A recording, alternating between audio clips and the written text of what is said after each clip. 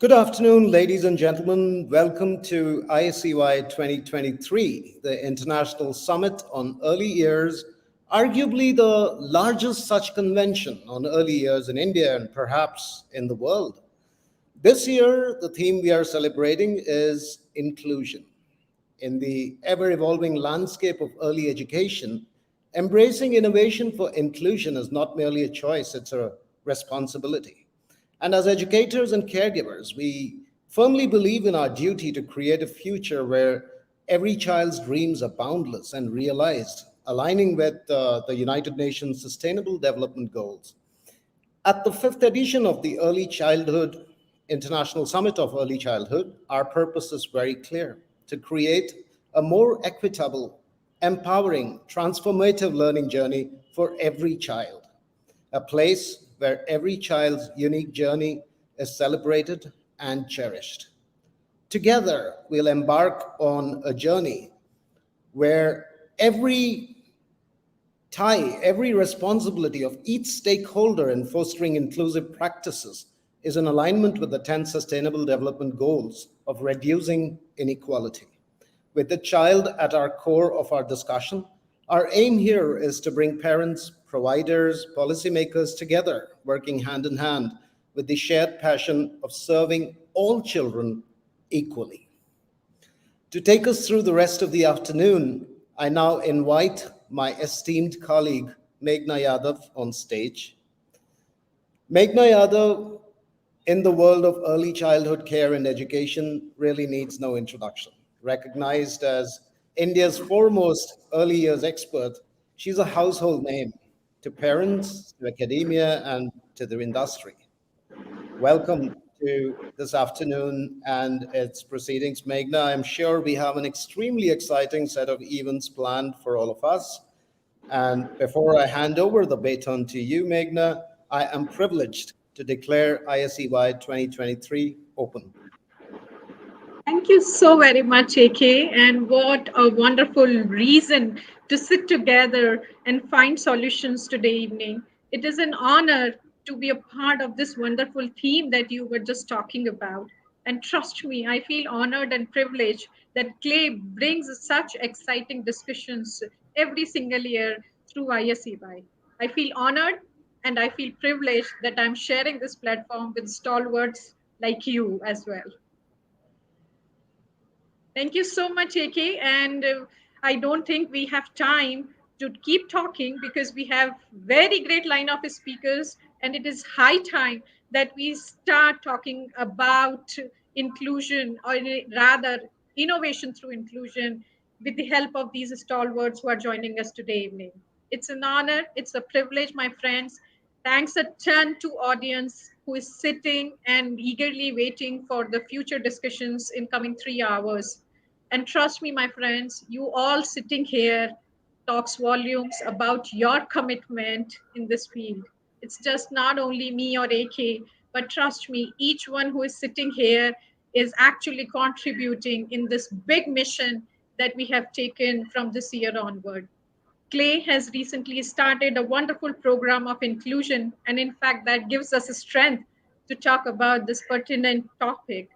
Inclusion is an integral part when it comes to children, and like AK was highlighting, it is equally important to understand that the United Nations Sustainable Goals given to us clearly talk about all boys and girls, especially in early childhood development years, getting the same kind of exposure, getting the same kind of education. And it is very, very important for each one of us to know that we need to play our part. How about you, AK? Absolutely. I couldn't agree more. As the parent of a child who had to be in an inclusion program myself, I have parented such a child, and I can't even begin to tell you how important it is that inclusion is practiced and practiced at an age where it can make a difference. And trust me, from my own experience, it makes a huge difference.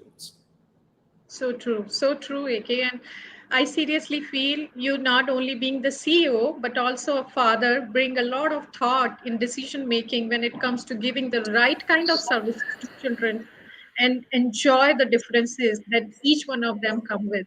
I sincerely thank you for that. And I really look forward to hear this more and more while we converse with our specialist on the field. The very first in line, I would like to invite our keynote speaker, Dr. Kathy Colligan.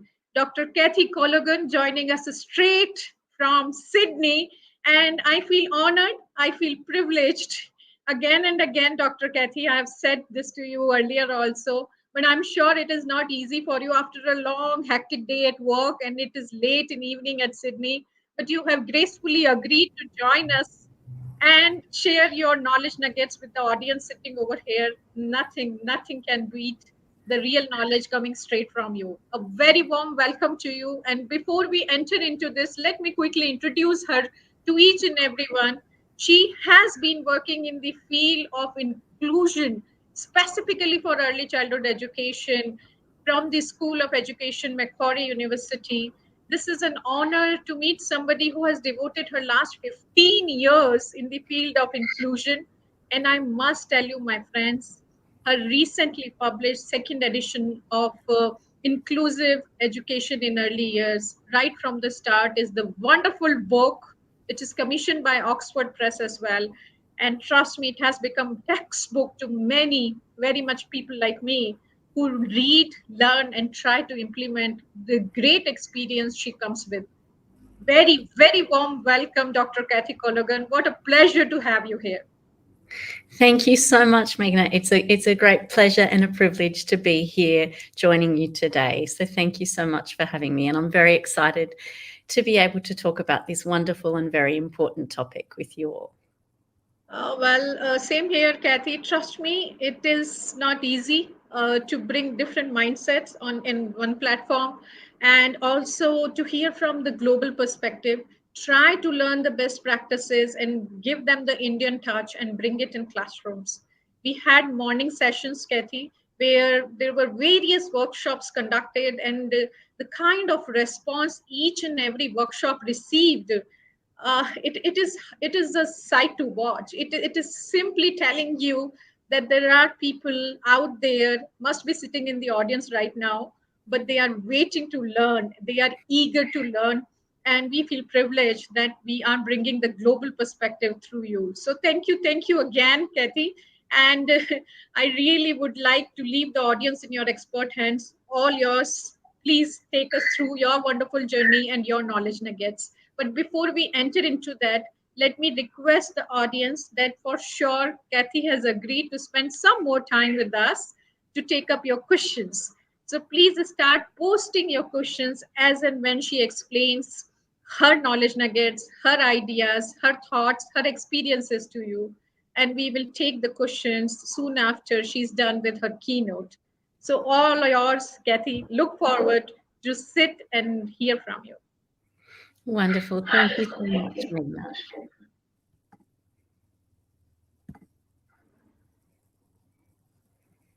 I think Kathy is sharing her slides with us. If we can have a look at what she's planning to present, that will be great to see. But till the time we start with that, Kathy, I have a very simple question before we take the questions from audience. How is it to work in inclusion for so long and continuing and bringing the new strategies, bringing the new teachings on ground? It's wonderful. It's wonderful. Thank you, Meghna. I'm very, very passionate about inclusion, and I do feel very privileged to have spent so long working in inclusion. I am very much a deep believer, and I will talk about more about this today. But I'm a deep believer that inclusion is something that keeps growing forever. And True. for all of us, it is this ongoing learning journey. So I have learned so much, and yet I'm still learning, and it's a wonderful thing. Makes me feel very alive. So true. I feel the same. And I think children give us the energy. They are the very reason we are sitting over here. But I'm sure as adults who are privileged to work with children directly or indirectly, sitting in the audience waiting to hear from you rather than me asking my set of questions. So all yours, and you have the control of the presentation. So please take us through whatever you would like us to know when we are thinking about innovation through inclusion in India. Wonderful. All right. Thank you so much. So thank you again, Meghna. And as I said, it is a great pleasure and indeed a great honour to be presenting to you all for this 5th International Summit on Early Years Education. And I have to say, the theme of the summit this year, the future of early years education, and in particular, the core of that being innovation for inclusion, is very dear to my heart. And so I am really delighted to be talking to you all about this today. Now, as Meghna has said, I do join you today from Australia. So before I begin, I would like to acknowledge that I'm speaking to you from dark and young country, and I would like to acknowledge the First Nations custodians of this unceded land from which I join you, and pay respect to the profound contribution that First Nations peoples have made and continue to make as elders, storytellers, and holders of deep wisdom of the land and seas. So I pay my respects to the elders, past, present, and future, and extend that respect to all Aboriginal and Torres Strait Islanders who are joining us for this international summit. Now, oh, beautiful, it's working perfectly. Okay, so a little bit about me. As Meghna mentioned, my name is Kathy Colligan, and I have been a researcher and teacher educator at Macquarie University for 15 years. And I now continue my research at Macquarie University as an honorary faculty member. I'm now also co-founder and Chief Inclusion and Impact Officer of a wonderful, exciting and innovative new organisation called Humanisy. And at Humanisy, we work to support children to flourish through relational connectivity between early years settings and home through conversational puppets.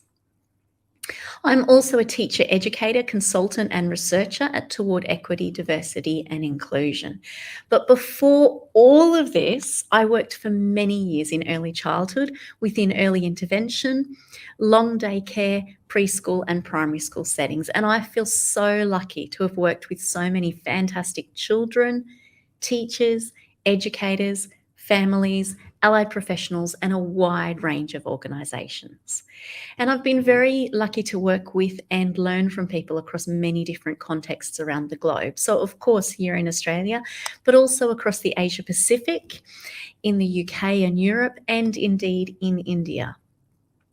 So through these wonderful experiences, I've been so privileged to learn a great deal about inclusion.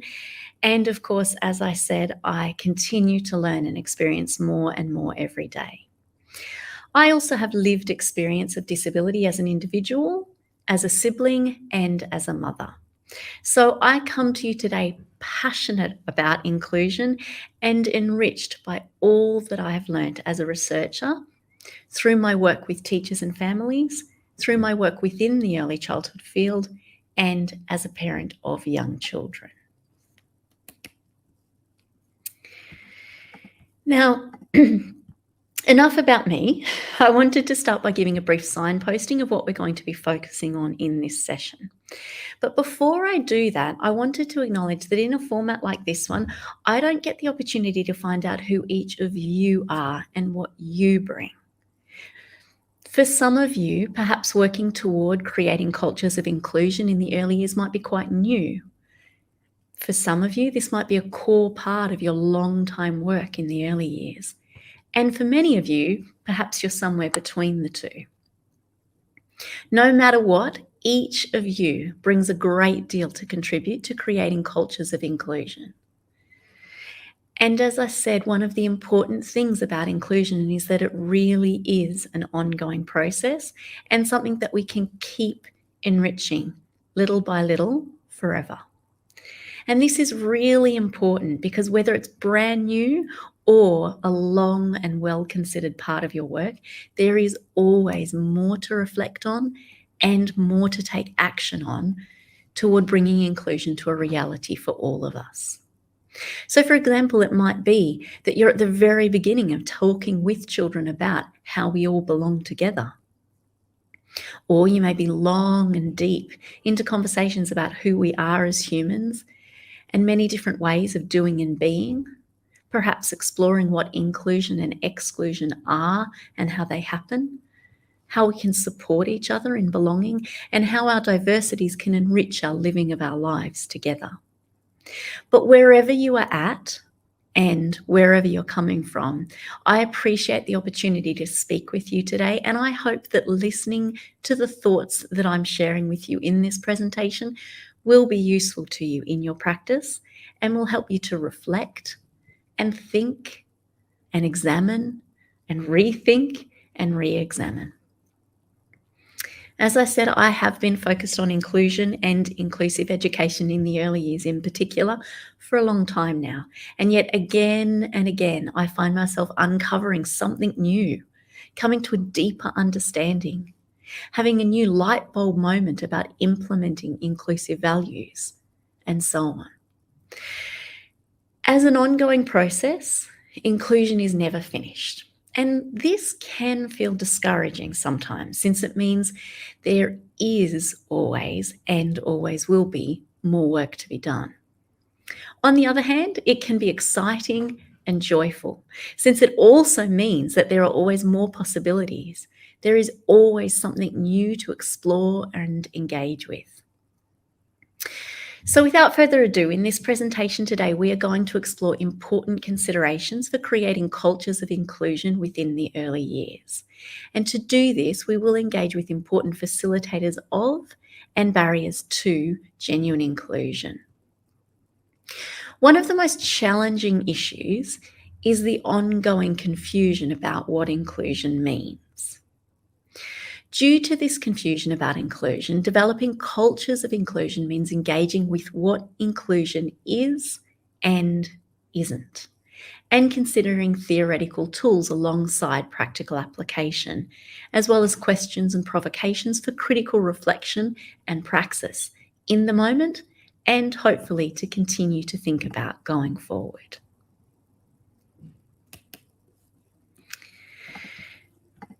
So before we go further, I wanted to pose these 3 questions that I would like you to ask yourself at the end of this session today. So I'd like you to ask yourself, in this presentation, what has affirmed your current beliefs and practices? What has challenged your current beliefs and practices? And what is one action you're going to undertake based on your learning in this presentation?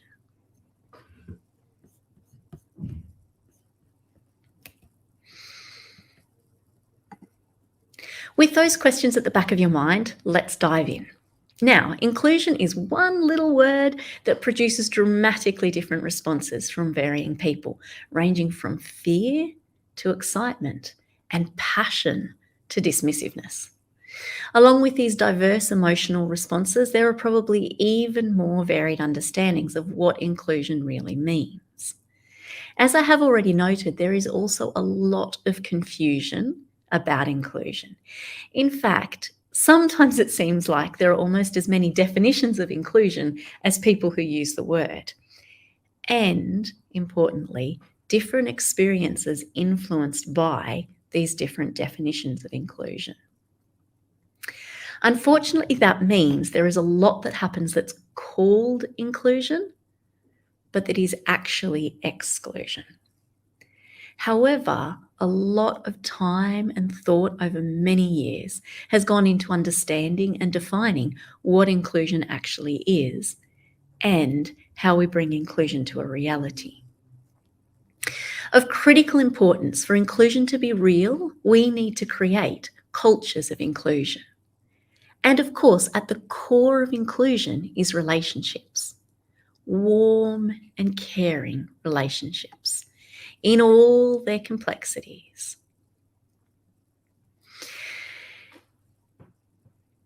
And these relationships are at the core of everything that we do in the early years. So much so that, in a sense, the answer to every question in terms of practice is always relationships.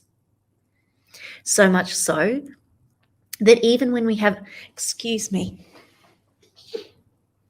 so sorry, a really successful strategy in place with the child, and the very same strategy is tried by a different adult, but with the same child, simply because the relationship is different, it might not work, because the relationship both trumps and facilitates the strategy.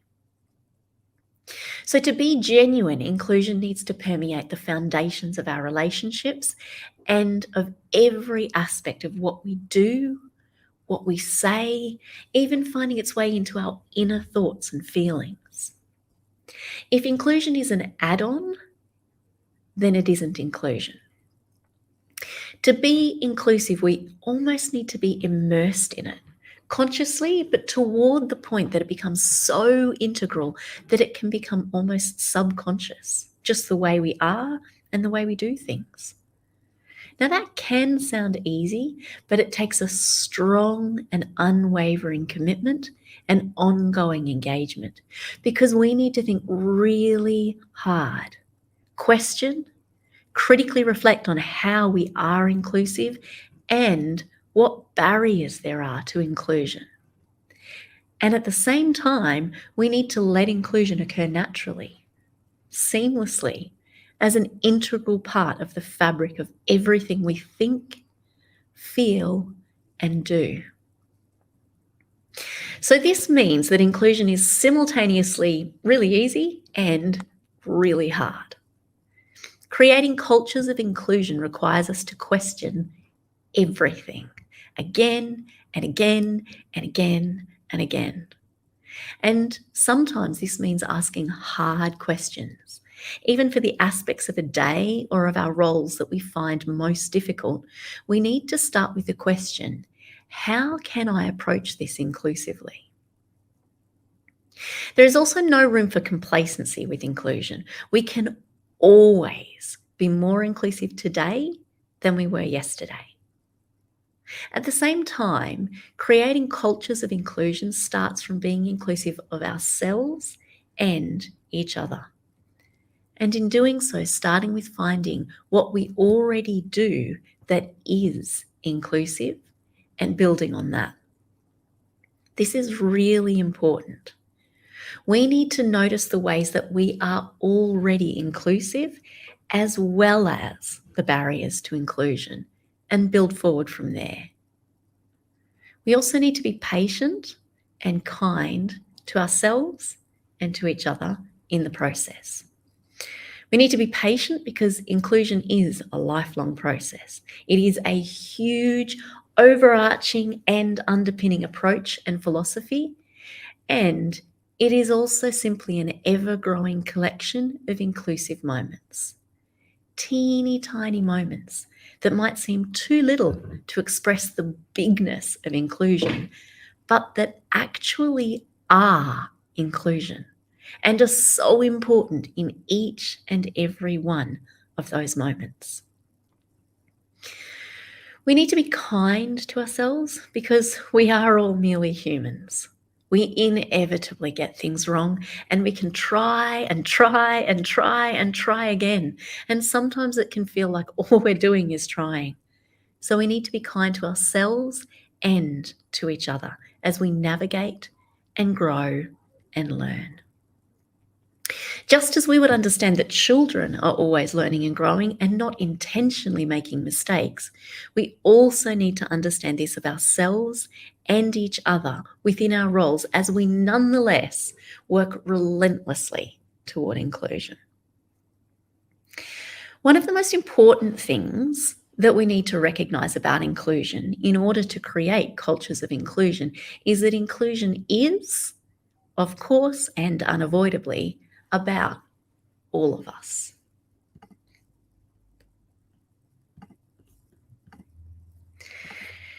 In thinking about this, I wanted to turn to the words of a child who is a participant in some current research that I'm undertaking with colleagues. So in this research, I've been very fortunate to have been learning from a diverse group of 24 children. And this is a wonderful research project, and I feel very privileged to be welcomed into the homes and lives of these children and their families, and to have the opportunity to learn about and from the lived experience of these children and families. So one of the participants, who's a 5-year-old boy who's autistic, shared his definition of inclusion with us.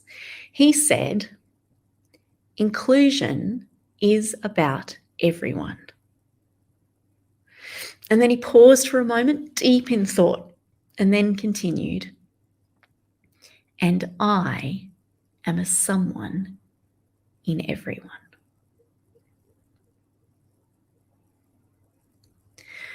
So clear, so simple, so true, so familiar in a sense. But for me, this is a total showstopper. Hearing this in the middle of a rich session of data collection was an absolute wow moment for me, and it stayed with me powerfully. These words of an often excluded 5-year-old that to me better encompass the meaning of inclusion than any other definition I've ever encountered, which is saying something because I've encountered endless definitions. So as these powerful words of a child remind us, inclusion is about everyone. This means inclusion is collective, but it's also individual. It is about all of us, and that means it's about each of us.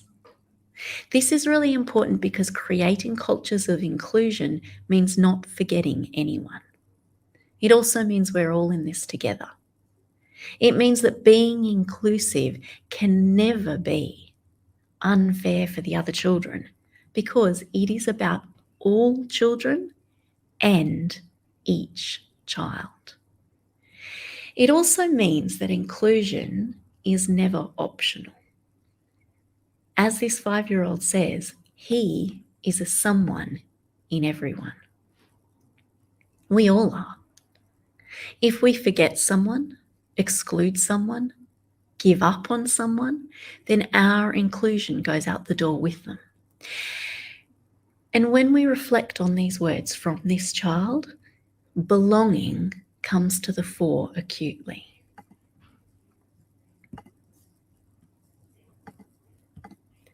Of course, belonging and inclusion are inseparable. Belonging gives us identity. Children's participation is essential to belonging. But we have to engage with this beyond a simplistic level. We need to think of this at the core of everything that we do. But the notion of belonging can be elusive. What does it really mean to belong? What are the implications for belonging or not belonging for the early years? Really engaging with these questions is often helped by considering them from our own individual perspective. So think about, what does it mean to experience a sense of belonging? What does it feel like to experience a sense of belonging? On the other hand, what does it feel like to be excluded?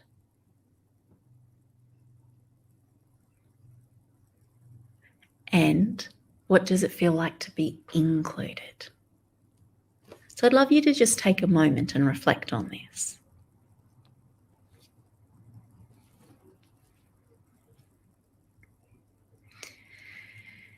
It is powerful to think about belonging from our own perspectives to help us understand how important belonging is to the children that we work with.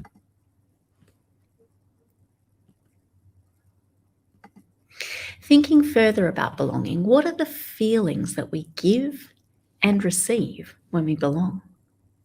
What are the actions that we take? Fundamental to inclusion is how we create a sense of belonging for each and every child and each and every family in our early years settings.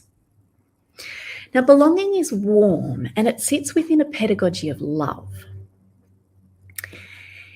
And I say that unapologetically. As adults, we often shy away from words like love. But what I'm meaning here is what the great Brazilian educator and philosopher Paulo Freire explored in terms of a pedagogy of love. That notion of educators teaching with love. If we really think about what it means to belong, to experience deeply a sense of belonging, it brings to mind a sense of being warmly wrapped in love and care. And knowing that we belong is also about being who we are, knowing that we are perfectly imperfect and that we belong in all those imperfections, all those diverse ways of being, all those diverse ways of feeling and doing, that we belong exactly as we are. Not that we belong if we pretend or change to be someone or something different to ourselves. Really belonging. Unfortunately, belonging is troublingly absent in so much of our world, and it makes me feel achingly sad when I think about the fact that some people may never feel a genuine sense of belonging anywhere with anyone. But this aching makes me resolute in terms of really thinking through what belonging means in the early years. It is also such a wonderful reminder when we think about the fact that each of us in the early years can create the opportunity for each child and family to genuinely experience belonging. Wow, what a powerful role and opportunity and responsibility. Inclusion and belonging are also about recognizing and embracing our shared humanity. Inclusion is about equity, not sameness. But it is also about equally valuing all of us. No one is any more or less worthy in any sense, including no more or less worthy of genuine inclusion. This necessarily means there is no correct or right way of being. Instead, there are multiple ways of being and doing, and each of these is valid and needs to be recognized as such. As Maya Angelou says, in diversity, there is beauty and there is strength.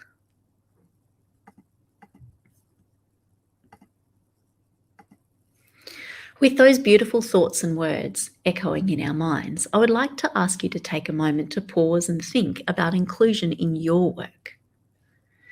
When we're supporting children, we always start with recognizing children's strengths, what a child can do and what they're interested in, and how we can build forward from this. And the same is true for ourselves. In thinking about where to from here with inclusion, we need to recognize our own strengths and build on these to address the barriers to inclusion that we can currently identify. So I'd like to ask you to start connecting what we're talking and thinking about today with your own practice. And I'd like to start by asking you to consider, what are some current facilitators of inclusion in your work? And if you can, identify and jot down some examples and how they facilitate inclusion.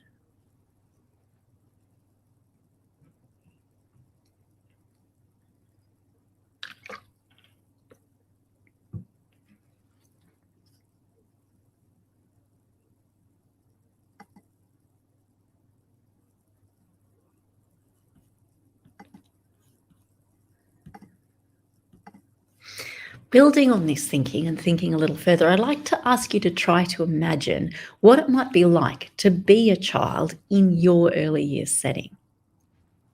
I'd like to ask you to think about, what might inclusion feel like in your setting? What might it look like? What might inclusion sound like?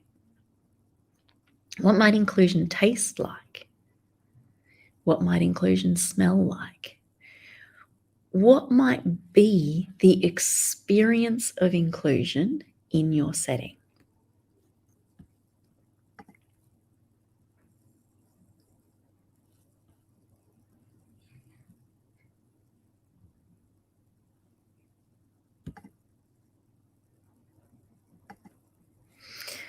Now, I know I'm not giving you very much time for these, but I'm hoping this will be helpful in unpacking all those thoughts and working toward this important goal.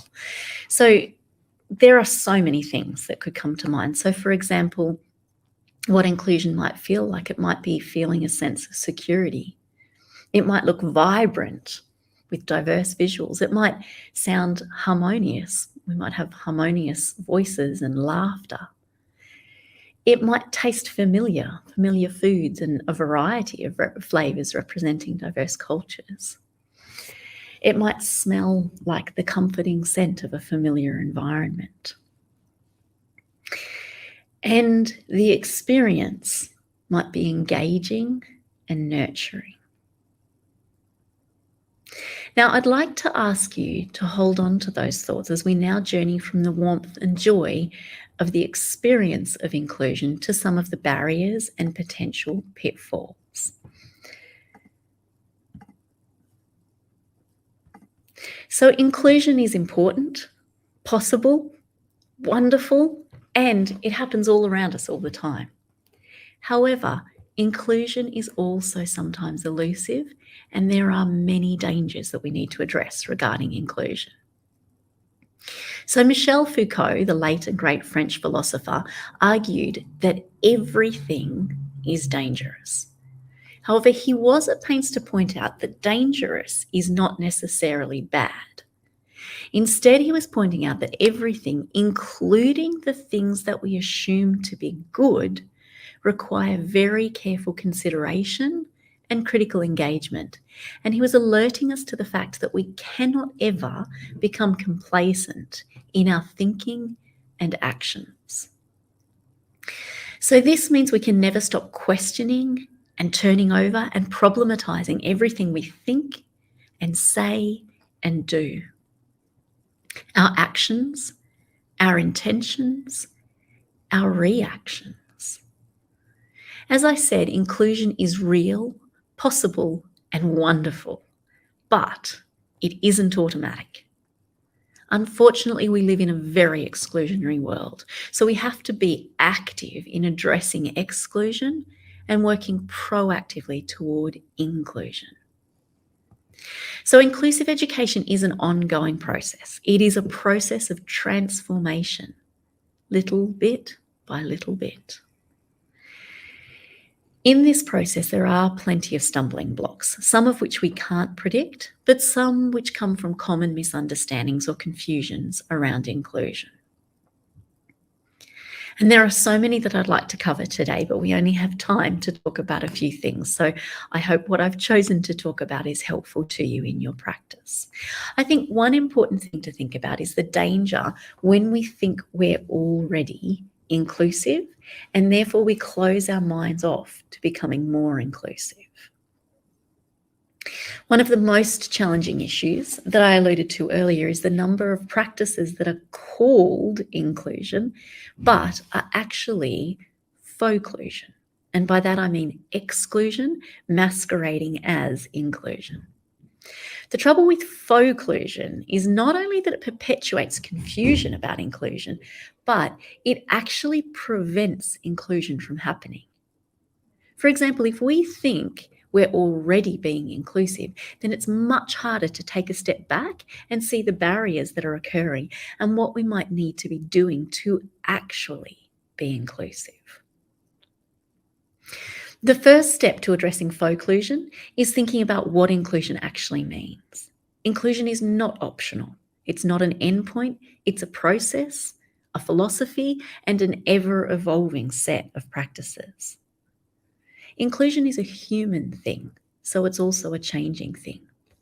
So as for all aspects of early years practice, we think, act, reflect, and change in an ongoing cycle.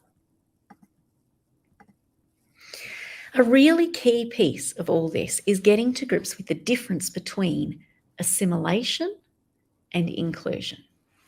So a common barrier to inclusion is the misunderstanding of inclusion as assimilation. So assimilation being the idea that people can only be included if they can be the same enough or learn to fit within existing structures, systems, and practices. But of course, inclusion is not about assimilation. Inclusion is not about children fitting in to a particular setting.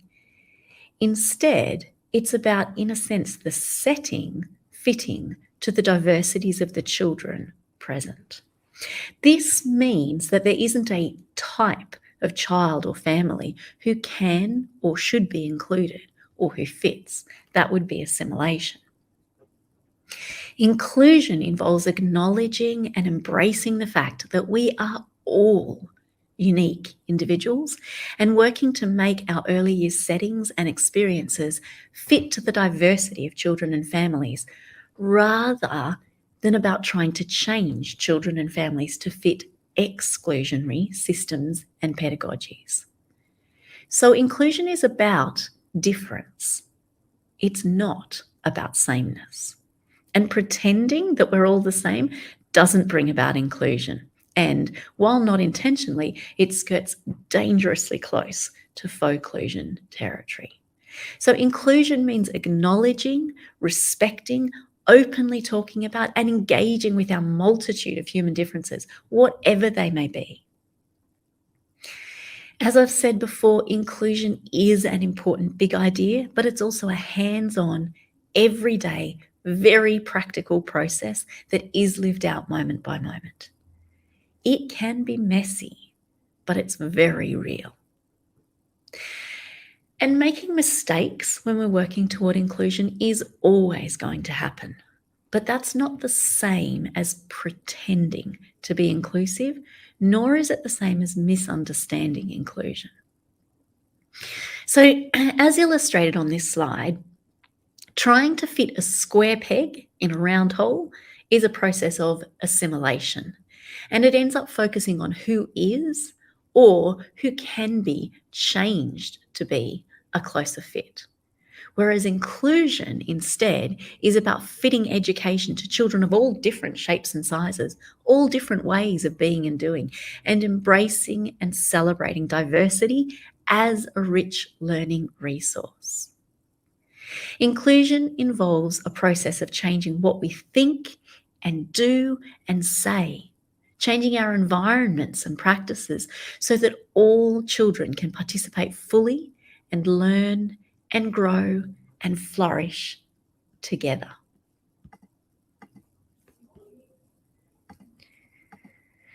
Now, there is a subtle but powerful difference in mindset between the notion of integration and inclusion, whereby integration involves asking, can we include this child? Whereas inclusion involves asking, how will we include this and all children?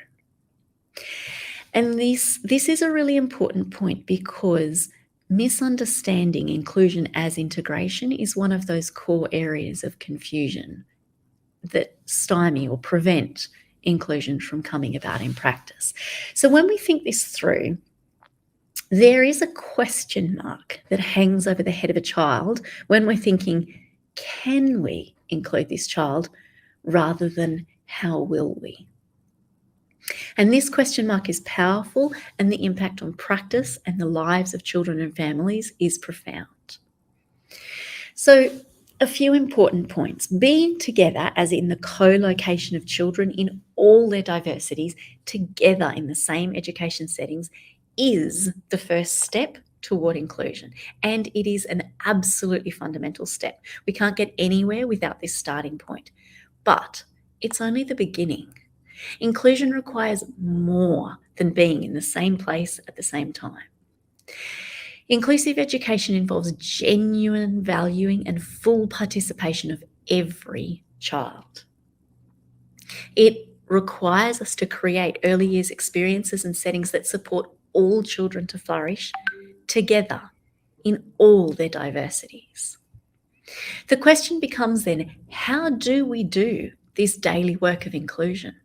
What does inclusion look like, feel like, sound like, smell like in our settings?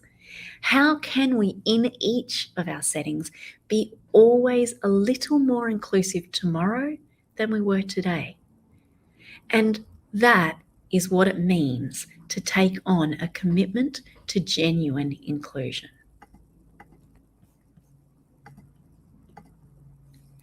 Unfortunately, though, a challenge here is that in reality, some of us do carry around these invisible question marks that hover dangerously over our heads, questioning whether we should be, could be, can be, will be included. With labels and stigma comes this question mark. And if somehow the process of labeling permits us to make a them and us, to other a child or a family, so that we somehow see them as apart from us, separate, and therefore not automatically deserving of the same opportunities that we might wish for ourselves or our own loved ones.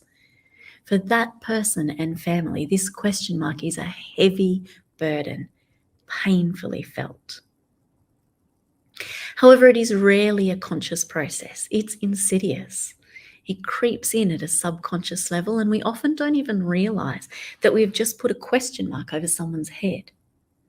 It remains both invisible and yet ever present. Instead of a natural presumption of inclusion, there is that ever-present question of whether a stigmatized person should be, could be, can be, or will be included.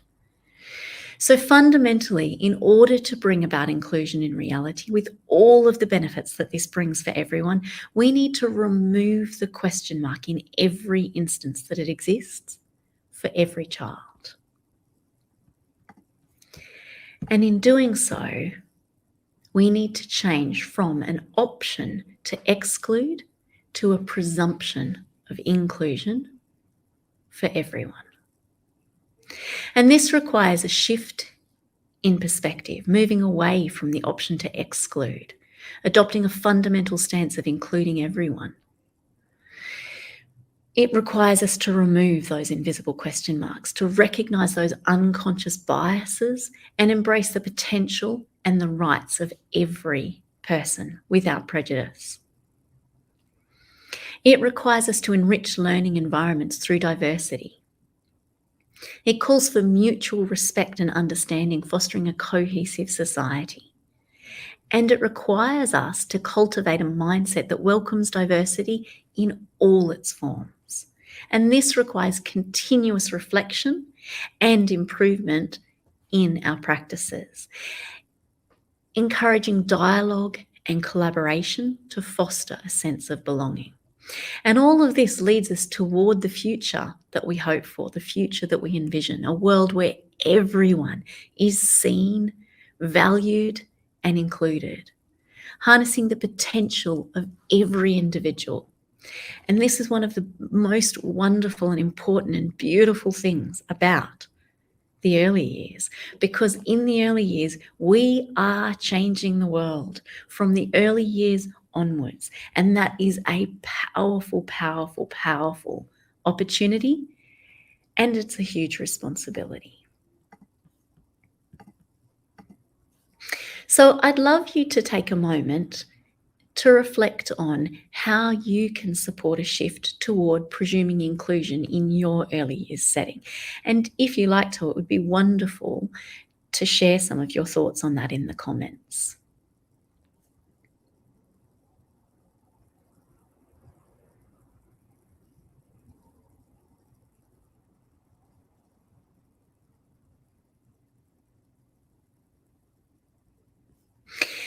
Now, reflecting further, what might be the positive impacts that this shift might bring to your community?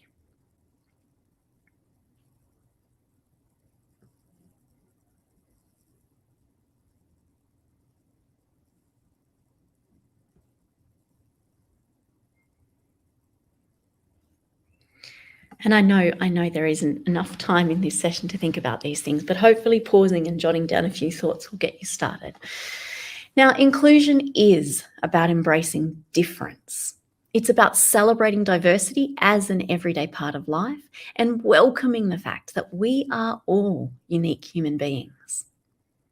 It's about including each and every one of the children we work with and recognizing that human diversity is a wonderful learning resource that enriches our lives and experiences and that enables us to become better educators. It is about doing this through growing and learning together. And the fabulous thing is that we now know from more than 60 years of research and practice that not only is inclusion possible, but it's also beneficial for everyone involved, meaning that inclusive education has better outcomes for all children and for their families and for their teachers and, of course, in the end, for the whole world. And this is something worth remembering on hard days or days when we're feeling very discouraged or doubtful. Inclusion is sometimes viewed as a nice idea in theory, but not possible in reality. It's also sometimes viewed as being some sort of rosy, glossy, sunshine and lollipops version of education. But contrary to both of these notions, inclusion is very real, very possible, very much a process of ongoing and dedicated efforts, very much in the nitty-gritty of the everyday, and really very ordinary. And yet, it is so important that it is quietly spectacular. Inclusive education is quality education. Quality education is always and necessarily inclusive. If education is not inclusive, then it is not quality education.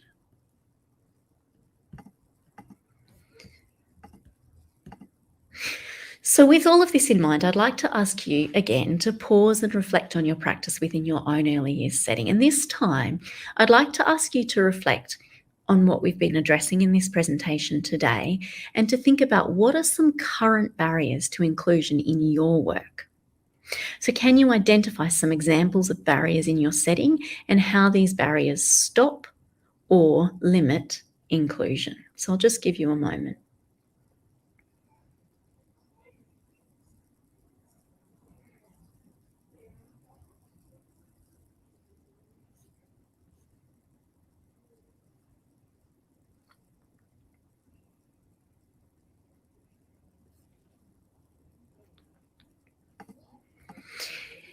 Now, I want us to link these barriers together with strengths.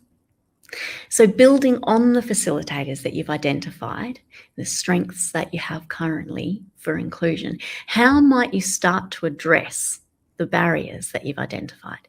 So think about the current strengths at your preschool and how those, or your early childhood setting, and how those can help address the barriers. So what might change in practice or in the environment to facilitate increased inclusion?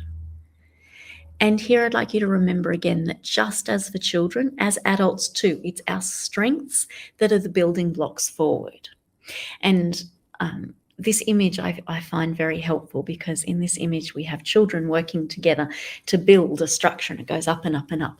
And they're very much collaborating with each other. And it's very powerful because it reminds us of Vygotsky's zone of proximal development, which really leads us to think through that idea that each child, where they're at right now independently and where they're at right now with our support, our scaffolding, that's that zone of proximal development. That's that point at which we want to be targeting the support and the educational opportunities and experiences. So I'd like to invite you to think about that too. Now, I do realise that we're running short on time and I do want to leave time for questions, so I won't take too much longer. But I do want to say that at the core of inclusion is belonging in relationships. Through warmth, openness, and through building shared communication and trust, we set the foundations for flexible and responsive practices that can be genuinely inclusive as we put inclusive values into action and nurture our early childhood communities. We don't get from where we are today to our ideal of where we want to get to overnight. It is true that inclusion involves the piece-by-piece, step-by-step processes of trial and error, reflection and action, and reflection again. However, we can always get one step closer to inclusion today compared to yesterday, tomorrow, compared to today, this moment compared to the last. And one moment, one day, one conversation, one experience, one layer at a time, we can transform the early years and everything that follows on. So here is to that beautiful journey. And I'd like to finish with that thought and then return to the questions that we started with. So here are those questions again. And finally, I would like to ask, having reflected on these questions, how will the children you work with know what you've learnt and what action you've taken as a result of your learning today? So how will that be evident to the children who you work with?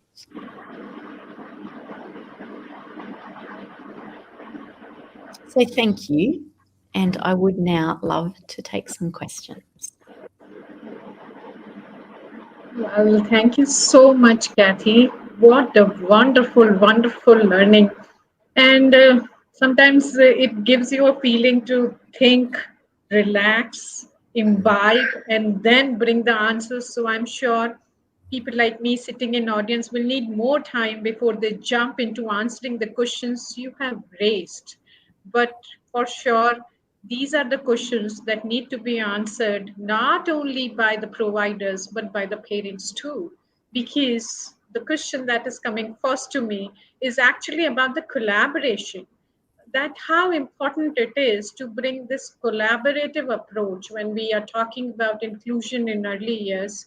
And if I have to read this question to you, uh, somebody in audience thinking a lot about what you have said and asking this beautiful question about importance of collaboration among teachers, families, and professionals in creating truly inclusive early childhood settings.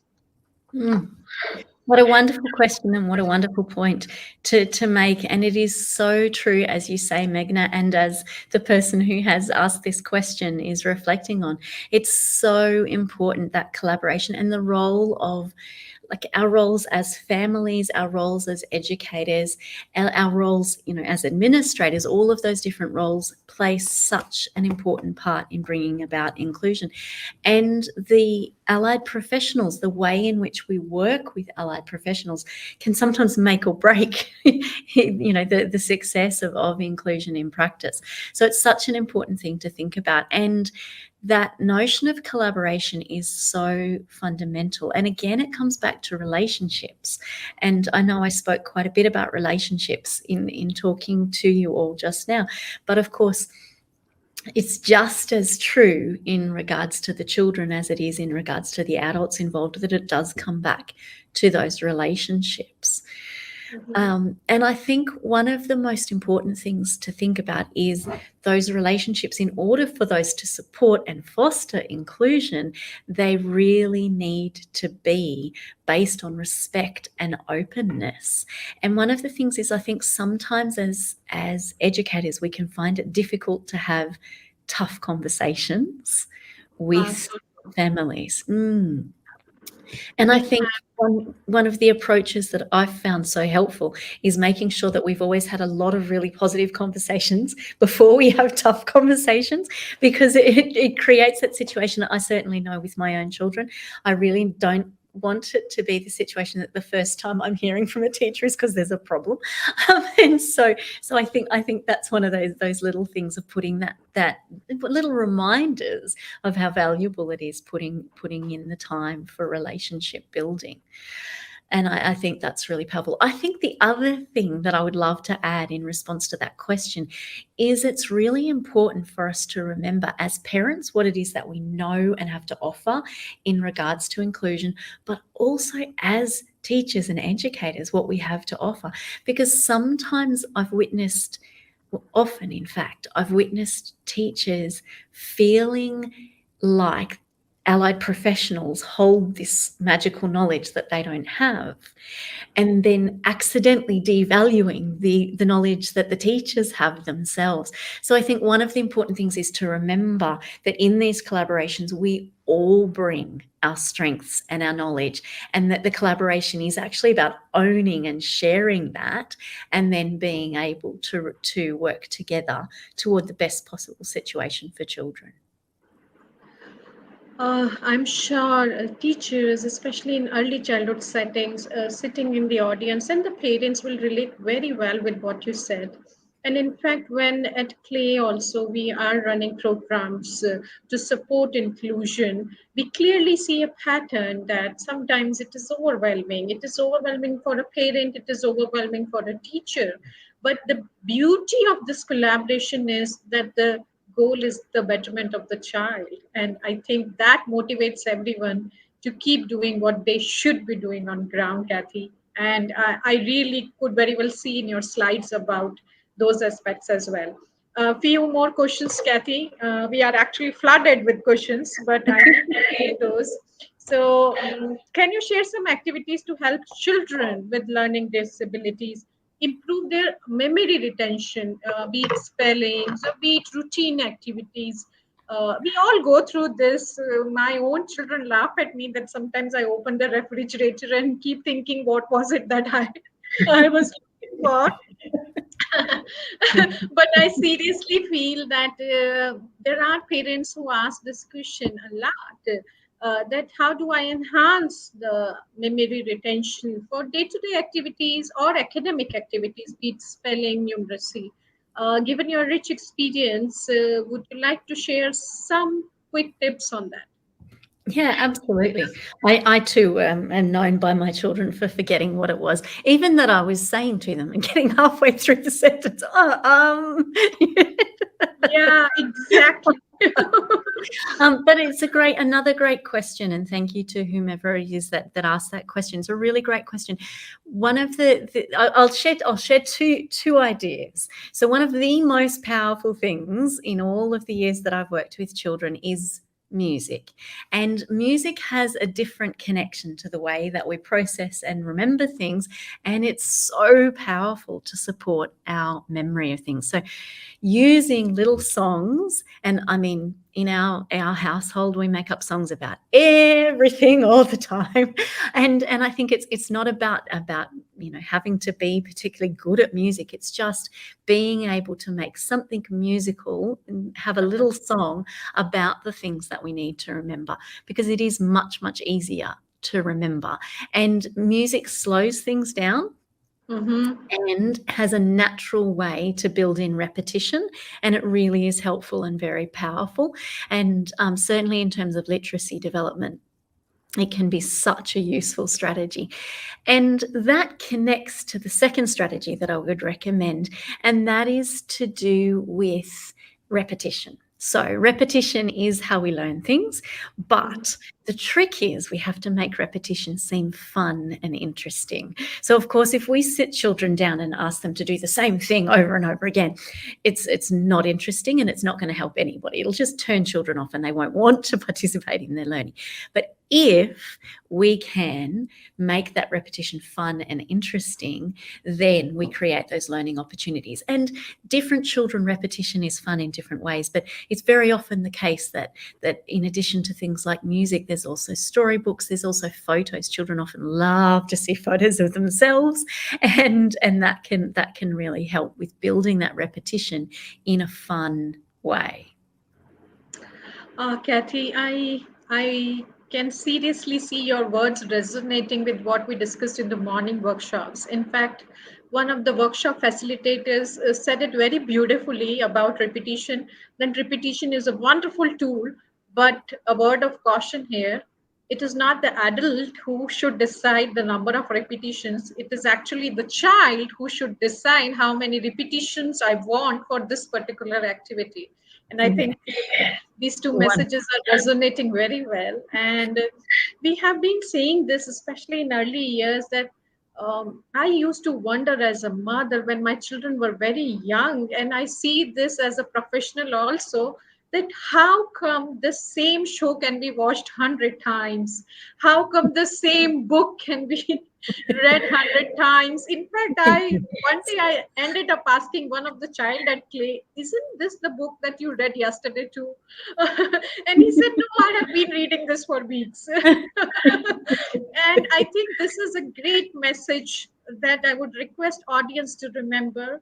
Music and repetition, two wonderful tools that work wonders when it comes to enhancing the memory part of human brain, or even learning the basic nuances of human life. So thank you so much, Kathy. But we have few more questions. Allow me to take that because I really don't want to disappoint the audience over here. Um, Somebody asking a very practical question, I would say. Could you provide examples of how you differentiate instructions to meet the different learning needs of both neurodivergent and neurotypical students in the class? And in fact, this is something I also wanted to ask you, because currently what's happening, be it India or any other country, Kathy, uh, it is difficult to diagnose what is it that the child needs. Diagnosis sometimes help in telling you and designing you the path of education in early years. But many a times we see that children are not getting the right kind of exposure, probably because they are not diagnosed, and then the setting is inclusive, probably unknowingly. And then there are teachers who ask this question about how do I manage? This child is not able to sit on one activity for so long. This child roams around the class, and I really feel bad. Am I doing it right as a teacher? These are the most common questions we hear. So if you can share your experience in handling such situations, and how do you ensure that, like you were saying, every child is benefited when it comes to inclusion? How do we ensure that it is happening? Fantastic. Wonderful question, and such an important one. And there is so much to unpack here that I couldn't unpack in our short amount of time that we do have today. But there are a few things that come to mind that I would love to talk about in terms of this. So I think one of the most important things is this comes back to the notion of collaboration. And of course, that collaboration with families and allied professionals is really important for looking at what can be the case in any given situation to make it maximally inclusive and supportive of all children, including children who are neurodivergent and neurotypical. So I think collaboration is really important. I think consulting with the child wherever that's possible is really important, and sometimes that's via the family, and sometimes that's directly with the child, and that does depend on a lot of different factors, but I think that's really valuable. I think the design of our settings really matters. So there's some more recent research that's very, very helpful in terms of thinking about how we actually set up the environment to support children who are neurodivergent to be successfully included with all of the other children. And so, for example, it's thinking about those spaces and how there might be spaces where things are calm and quiet, and then there are spaces where things can be boisterous and loud, and thinking through where those things are located in relation to each other. And a lovely example, some research. So some researchers over in the UK, so Kathy Nutt-Brown and Peter Clough, they did a research study quite some time back now, but one that I really loved because it just really brought to mind the practical realities for young children. So we can think about all these big things we need to put in place, but in this research, Peter and Kathy, they consulted with children across 16 different early childhood settings, and they did action research with the children. So they were looking at what it is that makes the children feel included or struggle within a particular setting. And my favourite was the example of changing the lights in the toilets. So that was the action that was taken in relation to this research in one setting, because what they didn't realise, but what they learned through this research, was the children were frightened by the flickering of the fluorescent lights in the bathrooms. And so they didn't want to go to the bathroom. And you can imagine the spin-offs of that. And by changing the lights in the bathroom, all of a sudden it made it a much more welcoming and safe feeling place for the children. And it's so practical and so small, and yet made such a difference to the children. I think that a couple of other points in relation to this question. Predictability can be very important for many of us, including many of us who are neurodivergent. But of course, when we have predictability and we have, for example, visual indicators or auditory indicators that support us in knowing what's happening and what comes next, that can really help many, many, many children. And again, this is the thing, when we make a change with one child in mind or a small group of children in mind, often that helps all of the children, or certainly many, many of the children. So that notion, not predictability to the point that there's no room for flexibility and spontaneity, but that sense that we're going to do this and then we'll do this, those opportunities to have that warning that the transition is coming from one activity to another and what that entails. And when something will be different to what it usually is, that support to let people know this is what will be different, this is why it's different, this is how it'll happen, those really core things. 3 more little points for this question. So one, support for communication is absolutely essential. So we do all communicate in different ways, but for some of us that communication is more different. So for example, some children don't communicate through spoken language, and we really then need to stop thinking about children as being verbal and non-verbal, because we're all verbal. It's that some of us speak and some of us communicate through non-spoken ways of communicating. So we need to really make sure that we are recognizing how children are communicating with us, and then how we can actually respond to and support that communication. The final 2 points relate to that thing of, when we have children roaming around from one thing to another and those sorts of things. So 2 things. One, that the old rule of thumb, if a child is 3, we can expect them to focus for 3 minutes. If a child is 5, we might have 5 minutes. I think it's a really good rule of thumb to remind ourselves, because as adults, we can concentrate for so long that we forget sometimes that that's a big ask of children. And I think the final thing that I would say in response to that question is that moving around doesn't mean we're not learning. And that's a big shift as adults in our thinking. So it can mean we're not learning, but it doesn't necessarily. And I can think of children who, when they're really engaged, they do not stop moving. And I think, for example, of one particular little boy right now. And when he is really engaged and really communicating, he paces back and forth or around and around and around the whole time. But he's at his most engaged in that moment. So I think that's another piece. So it's that difference between, is the child disengaged altogether and are they kind of floating a bit aimlessly, or is it movement that's part of their engagement? There's so much we could talk about here, but I will move to another question. Well, thanks a ton, Dr. Kathy. I really, really can't thank you enough. In just our casual conversations, even while we were taking up questions, you gave such beautiful answers that I think even if we can just follow that to try and talk to parents, simple attention span and things like that, that will go a long way. Wish we could continue this session, but for sure, we have many more interesting sessions coming on our way. So thanks a ton, Dr. Kathy. And we will for sure stay in touch with you to learn much more than what we did today. Thank you so very much. Thank you so much. Thank you very much. My friends, what an interesting session. And we learned so much about the global perspective of bringing inclusion a reality. But my friends, let's understand that in India, it is no different. It's just that the collaboration which is needed when we were designing this particular theme for this year, trust me, my friends, we were talking about engaging every single stakeholder to bring the reality, to bring the concept of inclusion, and tell ourselves that what we are thinking is actually very close to reality. I have a great panel discussion coming up next for each one of you. My friends, we are in the process of building inclusive early learning environments and developing the stakeholders in their own ways, contributing to this beautiful cause.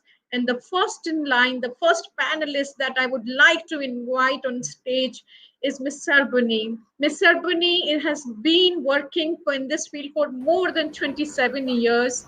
Such rich experience. Miss Sarbuni Malik comes with great, great insights about working with various stakeholders in this field. She runs a wonderful organization who is heavily devoted in bringing the right kind of exposure from children to youth. What a rich spectrum of working.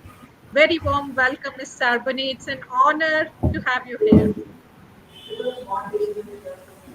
Thank you so much, Meghna, for that. Am I audible? Yes, totally. We can hear you and see you. Thank you. So, thank you so much, Meghna, for this such a warm introduction to our work. I just have to say that my internet here is very, very poor. So I'll just keep it very short. That last 27 years has been a learning, and I think I'm just a learner in this entire space. I was just hearing Dr. Kathy, and so wonderful to hear that whatever we do at our center and what we are collaborating with other organizations, I think the thoughts are in the right place. Just that we have to all come together to be able to work and ensure that this is the norm, that probably the things happen in India. So not in just, I mean, few pockets. We just need to make it an India story. Oh, so true. And let's see, because we have more panelists joining us who have been there and done that, very much like you. So the next panelist I would like to invite is Miss Uttara Shidore. She has her wonderful journey of not only contributing in the field of inclusive education, but also being a mother of a child with unique capacities. I really sincerely look forward to hear more from you, Uttara, given the rich work you have done in last 25 years and the great, great insights that you bring through your seminars, such as unconscious bias, inclusive languages. We are all ears to what you have to share. Very warm welcome, Uttara. Privileged to have you here. Uttara, if you can hear us, because we are not able to hear you. If you can check your connection, we can wait for you while we introduce the third panelist. The third panelist in line is Ms. Debashri Bhattacharya. Debashri currently works in the core livelihood team of Enable India. Debashri comes with her own journey and her own challenges, but she beautifully, beautifully fought it out, helped all of us in gaining confidence that life can throw challenges at you, but it is in you that you fight it out. Not-for-profit organization in Kolkata, Discover a New Dawn, helps immensely to the people working on ground through career consultancy and employment. She has been a part of disability sector for more than 10 years. And very, very warm welcome, Debishri. It's a pleasure to have you here.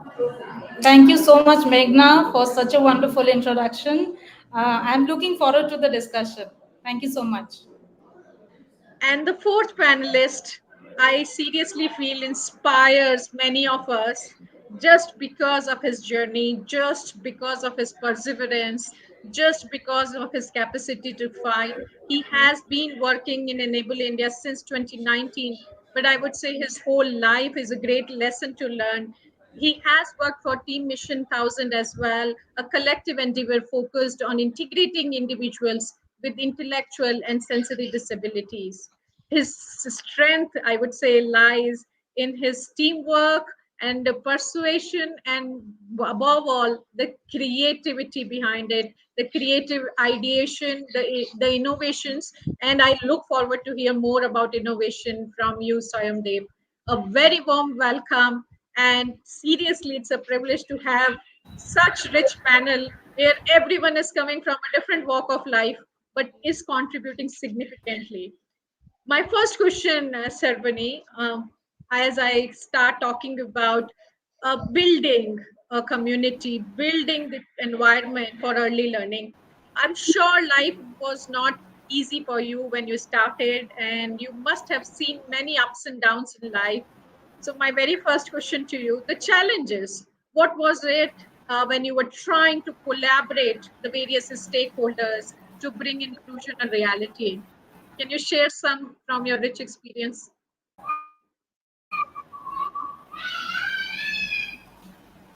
Ms. Sarbani, you are on mute. If you can unmute yourself. So yeah, we are few of those people. I mean, from last before 27 years back, when the statistics of children with autism globally was 1 in 10,000, and now the statistics varies from 1 in 58. So you can imagine we are the people who have been in this journey from 1 in 10,000 to 1 in 58, and that's so you can imagine the back in the days when we were working, right from lack of awareness among all stakeholders, we including, and there were no formal courses for understanding the neurodivergent world. So it has been a journey from lack of complete awareness, and lack of awareness leads to apathy, and from there to now, I would say, the way how all the stakeholders consciously are trying to understand the neurodivergent world and be more respectful and understanding of them. I would see those challenges that we have seen then. I'm just keeping it very, very short, that we had organizations like Enable India, who came together with a clear objective of connecting the individuals with disabilities to livelihood openings. So, they started Mission 1000, where the power of collective was brought as a concept. I mean, we didn't realize, because we were so caught up in our own work, that we thought that those challenges were exclusively ours. Only when we started interacting, and when Enable India brought all of us under Mission 1000, we understood that it was not just our challenges. I mean, as our organization, it was a challenge of the sector. And then when we came all of us together, and the multiple processes that were put into place to understand how this the rehabilitating, or probably, I mean, opening the doors for people with disability into livelihood space, when all of that was brought, I think it all made a lot of sense for everybody, and I think everybody has benefited. So, in one word, I would say the power of collective, power of coming together.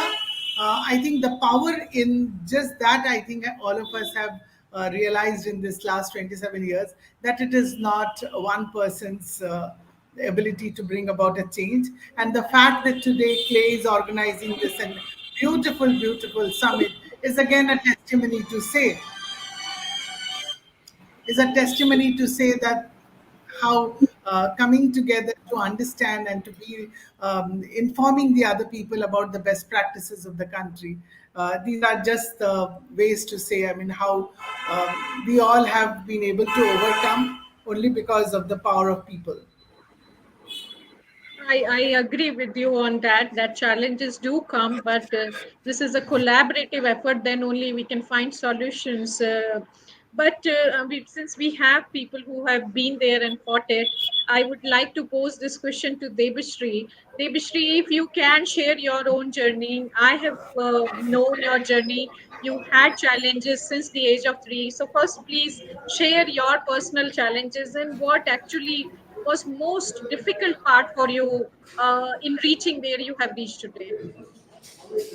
Yeah, thank you, Meghna. So, I live with a condition called residual paralytic polio. So, I use wheelchair for my mobility. That is something that I wanted to tell before I begin my journey.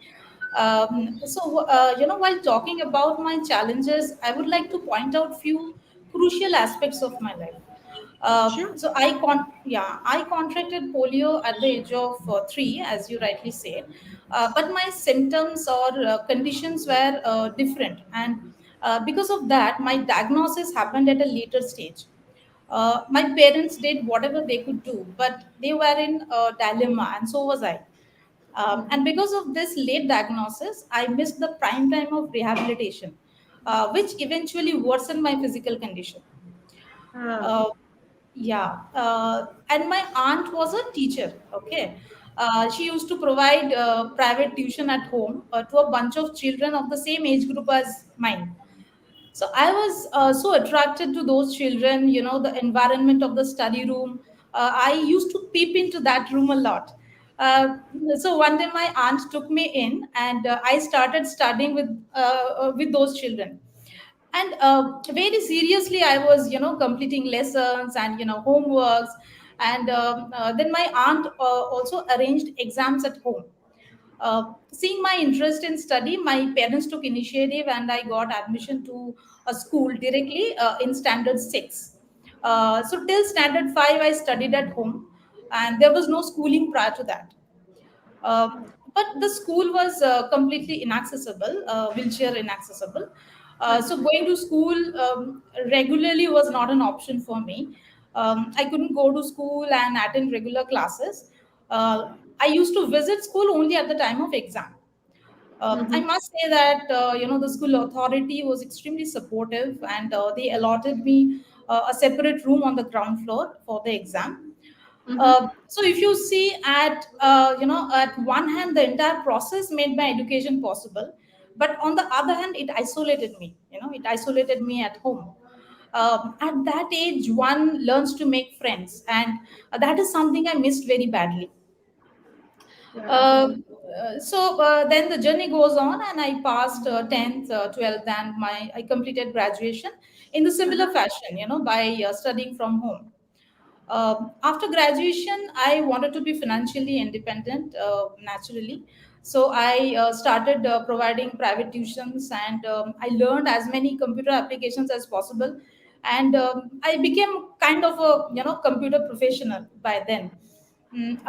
I did some part-time work, but obviously there was no job opportunity for me. Then I started to spend more and more time on internet, and built a very good network of people with disabilities and various stakeholders. Uh-huh. This networking proved so effective for me that I got a work from home opportunity in a Toronto-based global digital marketing firm. And it was a well-paid job, so which made me financially independent. So then I after that, after started working, and being a little bit of financially independent, I thought that if I could do it, then anybody can do it with the right kind of information and support. So let's do something. In 2014, with the help of with the cooperation and interest of few friends, I co-founded an organization with the sole objective of improving the quality of life of persons with disability, especially the youth. Uh, so my interest and passion for the sector brought me at Enable India today, and where I'm currently working in the livelihood team. So yeah, I celebrate life every day now. A big hug to you, Debshri. A big virtual hug coming not only from me, but from the audience around. And I can understand that both Uttara and Sharbani sitting from a very heavy rain area and struggling to connect. But I totally appreciate Uttara. If you can share your inputs as a mother of a child on spectrum and what were the challenges that were posed. We are okay if you cannot turn on your video, but if you can please share your journey as a mother, that would be great. Let's try if she can talk now. Uttara, if you can hear me.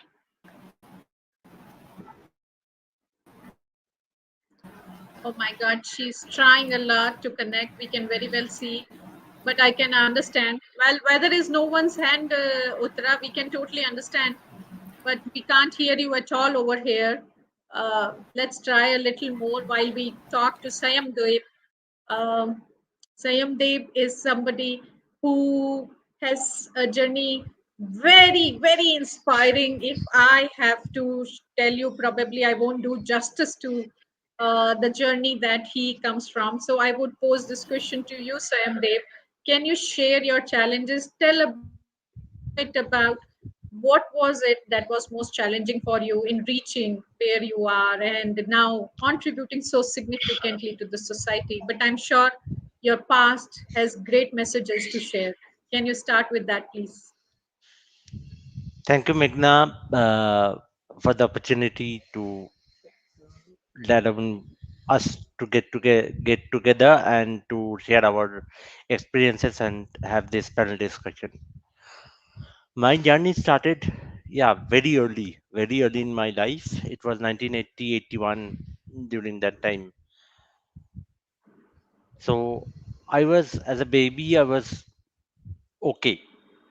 But gradually, my parents realized that I was deteriorating without a reason. My father had been a doctor. So gradually, started to deteriorate and I started to lose all my abilities, power to speak, power to sit, power to walk, everything. So there was a time that I couldn't speak, I couldn't move a muscle of my body. It was absolutely horribly depressing. I went to a special school. People realized that my intellectual ability with the grace of God is perfectly okay. I was given education, but more than education, what worked for me is gathering of knowledge because I was very fortunate that I was born and brought up in a joint family of Indian social structure. And being brought up in a joint family structure, various people with various expertise would impart those in me because I was regarded as a what yeah blotting paper kind of a thing. I would take everything and I would not let go of anything. Then after that, what happened was I was absorbing everything, all the knowledge about physics. My father had been a doctor, so medical science, anatomy, physiology, psychology. Then my uncle, uh, who had been a civil service, was a in West Bengal civil service. He imparted the knowledge about history, philosophy, and mythology, all kind of knowledge about that. Language was imparted, both the languages, my mother tongue Bengali, my acquired language English, and communication language English, because during the time I couldn't speak, I used to use English as my primary language because Mm-hmm. English is simpler to communicate with. Oh, yeah, yes. Then after that, gradually, nobody could diagnose my problem, the issue. The issue was or is that in my body there is an enzyme which is not getting secreted in a plentiful manner. The name of that enzyme is dopamine. So when dopamine does not is not getting secreted in your body, you develop lots of things. So that is why I deteriorated. That is why I kind of I've seen death. That to say that my father once told me that we have limited time. Being a doctor, I can tell you. And during that time, I was 25, and within 1.5 months, my actual diagnosis was accidentally discovered by my father himself. And I started with dopamine replacement therapy, and I started to recover. I got my speech back. But before that, also, I could operate a computer with my iSwitch and the software which was being used by Professor Stephen Hawking. And with a single switch, I could control my computer and I could learn computer programming. I used to present papers on augmentative and alternative communications in various conferences and all. And then after that, after I started to speak, my life totally changed upside down. And I was inducted in a speaking kind of fraternity. And then that was something that I was not getting acquainted to, because when you are 25, you have lost lots of your adjustability issues, adjustability powers. So you won't get to adjust to the people who can speak in a certain way, and people won't get accustomed to get your speech, because people who cannot speak and one day they start to speak, then people won't get to hear the no's that the people can share their thought. If I say Well, no, I i'm must I'm say, a person who is not doing the work. Then I joined radios, then I become a radio jockey, then I acted in movie, then I acted on stage. Then I wrote two books. Then I all the time I was working in the disability sector because that was my primary passion. True. And then I joined Enable India in 2019 to take forward the work. And I migrated from Calcutta to Bangalore in 2019, and I live with a caregiver in Bangalore, just the way that Debashri lives in Bangalore. Both of us live with a caregiver independently, making all the decisions on our own. And yeah, that's the way that we live. Wonderful, Sayamdev, from where and you started and where you have reached. You have taken yourself to another level. Well, that motivates me to bring this conversation that there are challenges of many kinds when you are talking about making inclusion a reality. These two examples of the real life we see right in front of us, but I'm sure there are many like that that we see around us. And how do we find the right kind of resources? So my very first question to you in finding solutions now, after we have talked about challenges, Ms. Sarbani, how do you think that right kind of exposure in early years can help children and parents and families to give the right kind of support to the children who have unique needs? We hear the story of Devashri or Sayamdev, it clearly says that if this would have been started a bit earlier, probably it would have been far more beneficial. Would you like to talk on lines of early intervention and share your inputs on that, Ms. Sarbani? Yeah. So I would say that one of the most important thing that we look for in an early intervention is the acceptance.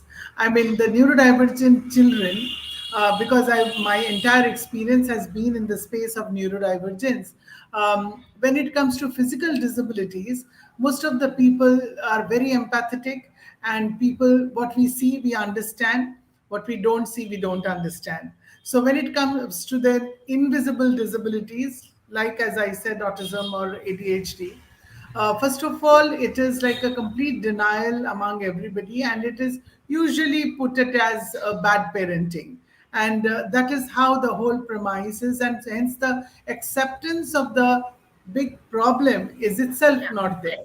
And like, even if the preschoolers, they put it before the parents that the child is not sitting or not able to comprehend, not able to follow rules, they hesitate to put it before the parents because they know that they are going to disrupt, or probably how it will be taken. And there is a lot of hesitation on all fronts to even bring the symptom, no labeling, but even to bring it to the notice of the parents, it's like such a big issue. And then, even if suppose the mother who always feels that there's something not okay, but she also, when she goes to even the pediatricians, and the pediatrician says that by 3 or 4 years you don't expect your child to become an IS officer.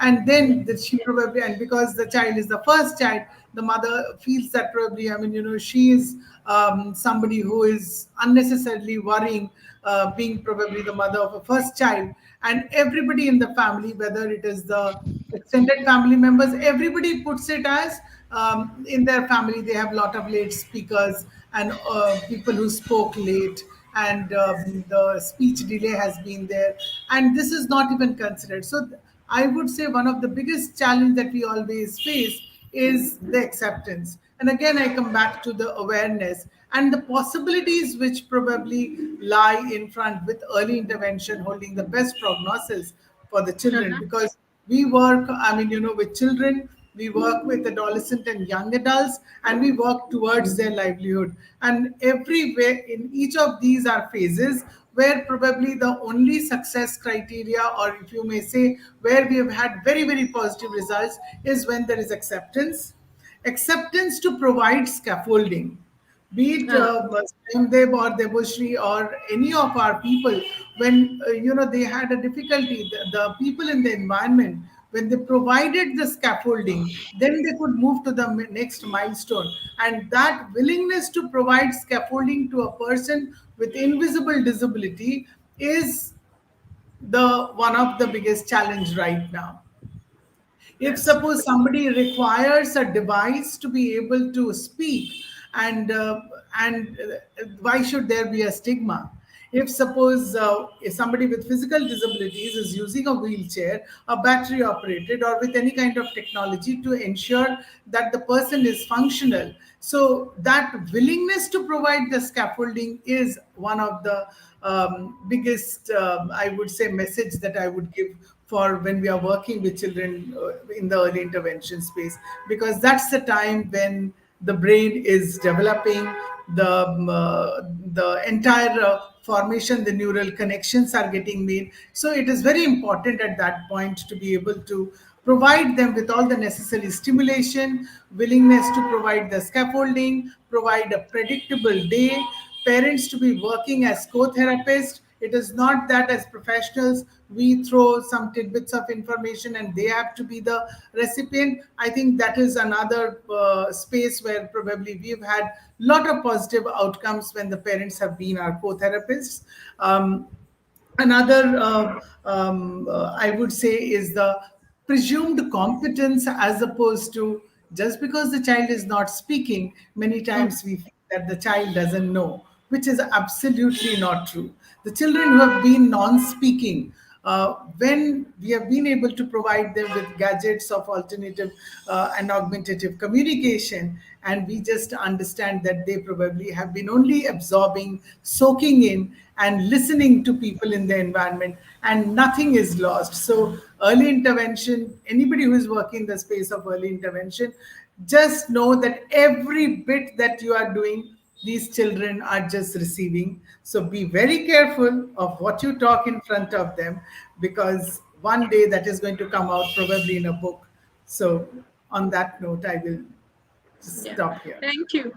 Thank you so much, Ms. Sarvani. And trust me, in fact, when I was listening to Journey of Sayamdov and Debashri, I was thinking while they were talking that, the whole shift from the academic readiness to the world readiness has to happen, and it has to start from early intervention.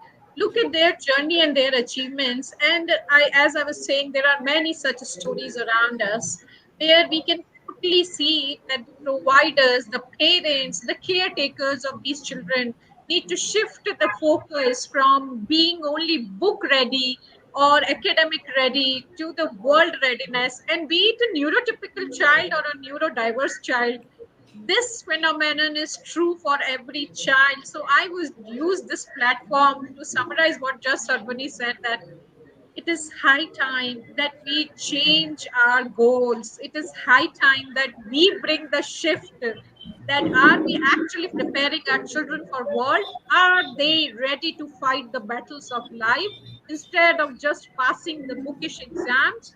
And if we are doing that as adults and as caregivers, trust me, we should be very proud of our efforts, because that is what is needed on the ground. Devishri, do you want to contribute in this discussion while we are finding solutions? Do you think corporates play a bigger role in this? Yeah, absolutely, Meghna. According to the World Bank, excluding people with disability from the economy results in a 5 to 7% loss in GDP. So this huge market potential cannot be overlooked, right? So inclusion at the workplace is not a choice anymore. It's a must do. Yeah. And if we look at it from a broad point of view, inclusion is just another competency which all the stakeholders need to build. Now, what is this competency? To simplify, I would like to explain inclusion with three A's: attitude, awareness, and accessibility. Okay. So attitude simply means the openness to hire, the willingness to include, and the right attitude opens up various possibilities. For instance, publishing an inclusive job description enables all individuals to apply for the job, irrespective of PWD and non PWD. So that is openness. Creating a workplace culture that supports a mother of a child with disability is one of the best practices.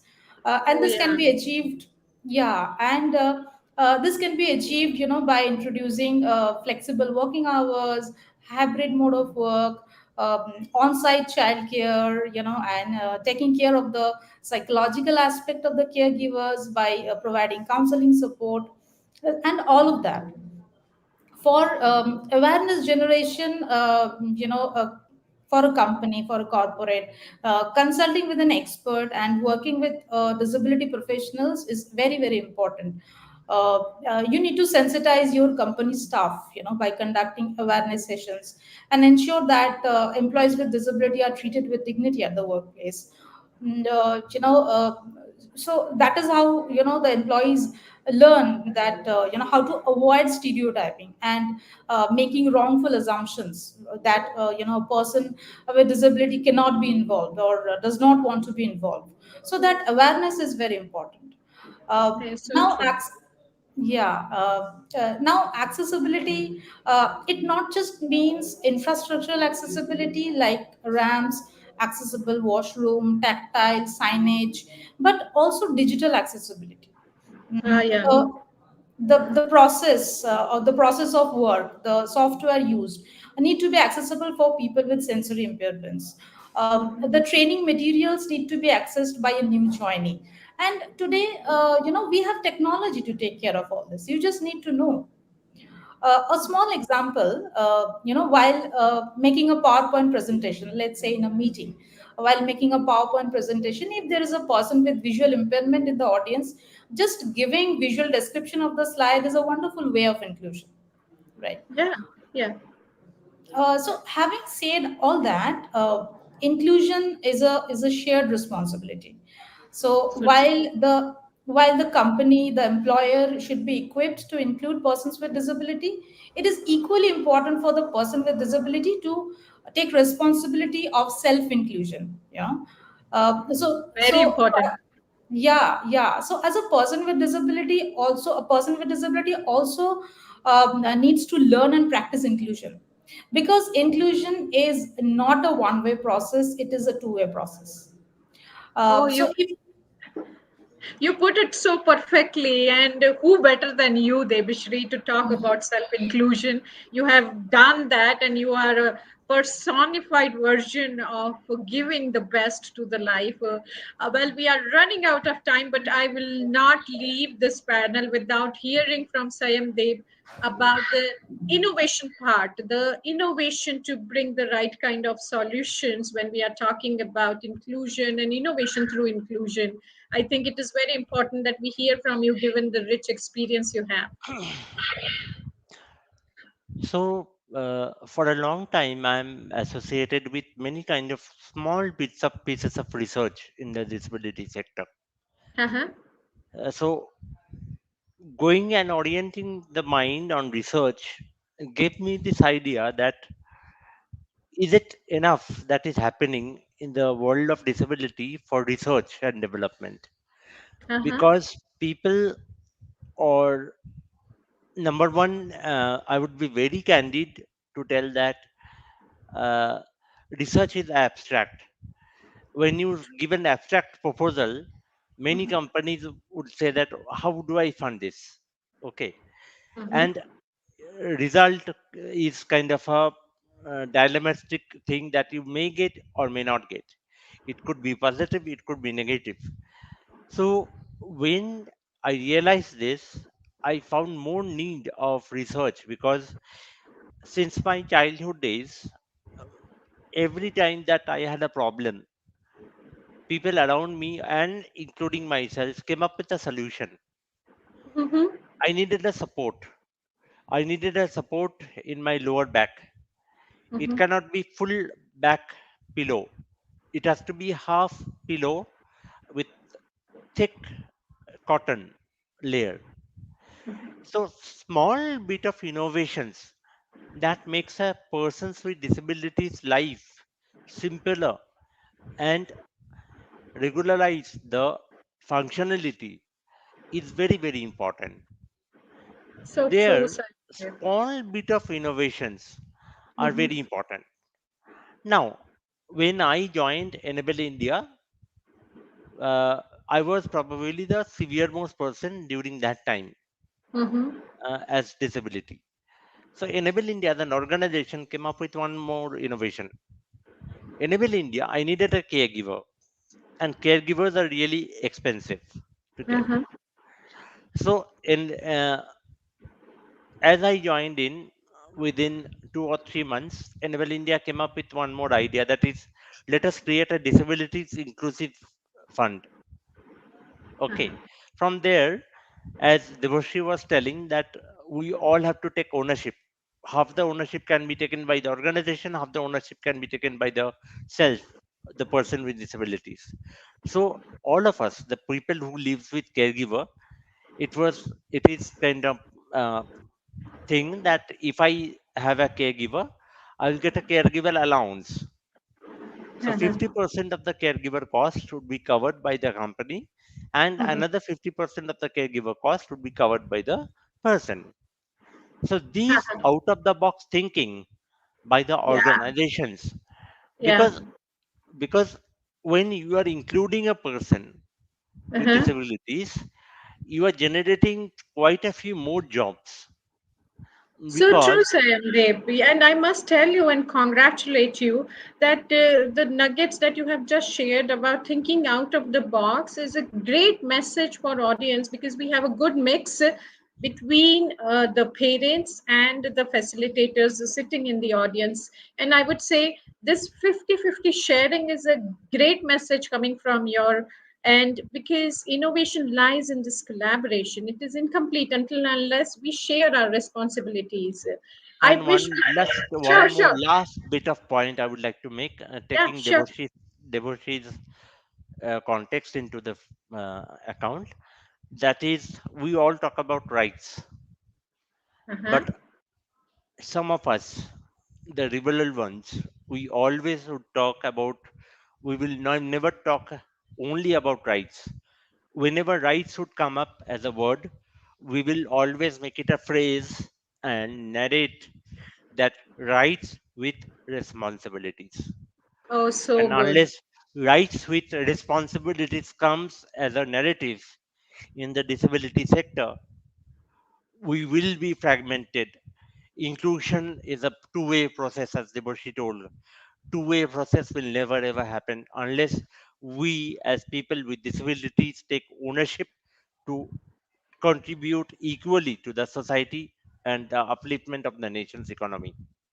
Thanks a ton, Sayamdev. You took words out of my mouth while you were just summarizing this discussion. My humble request to all the parents, please understand that you need to be equally active when it comes to inclusion. If you are blessed with children who have different needs, because this is a two-way process, not one provider can bring the right kind of services to your child until and unless you are forthcoming.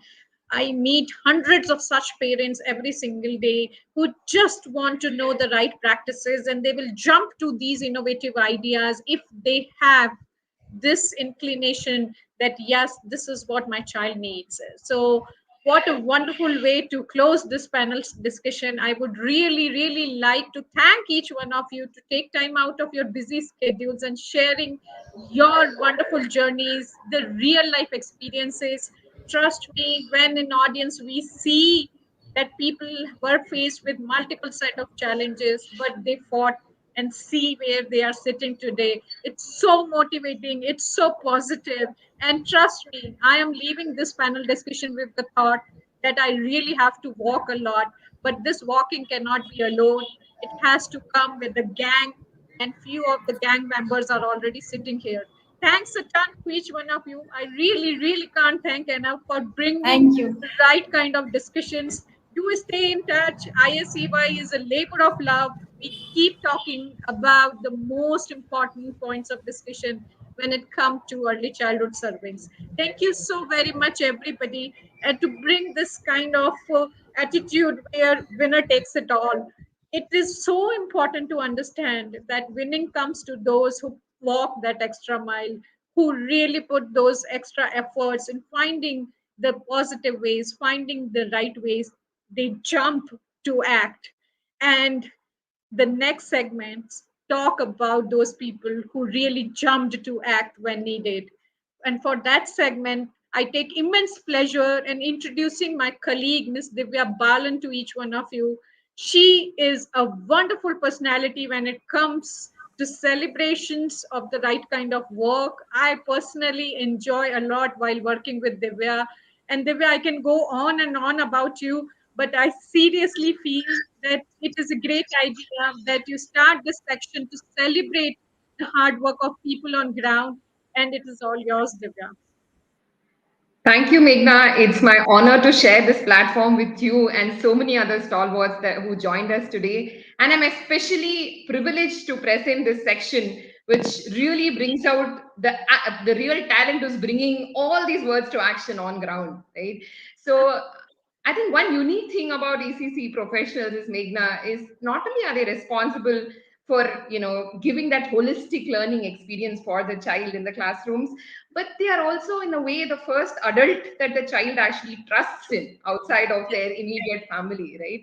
And I think it's that adult who the child looks forward to meeting every day at school, the adult who creates that home away from home for our children, right? So early years impact awards is all about paying tribute to this set of adults, this set of ECC professionals, and to their unwavering commitment and their dedication to keep doing this day in and day out, right? In terms of creating a safe environment, an environment that is inclusive, and keep innovating and doing all of this.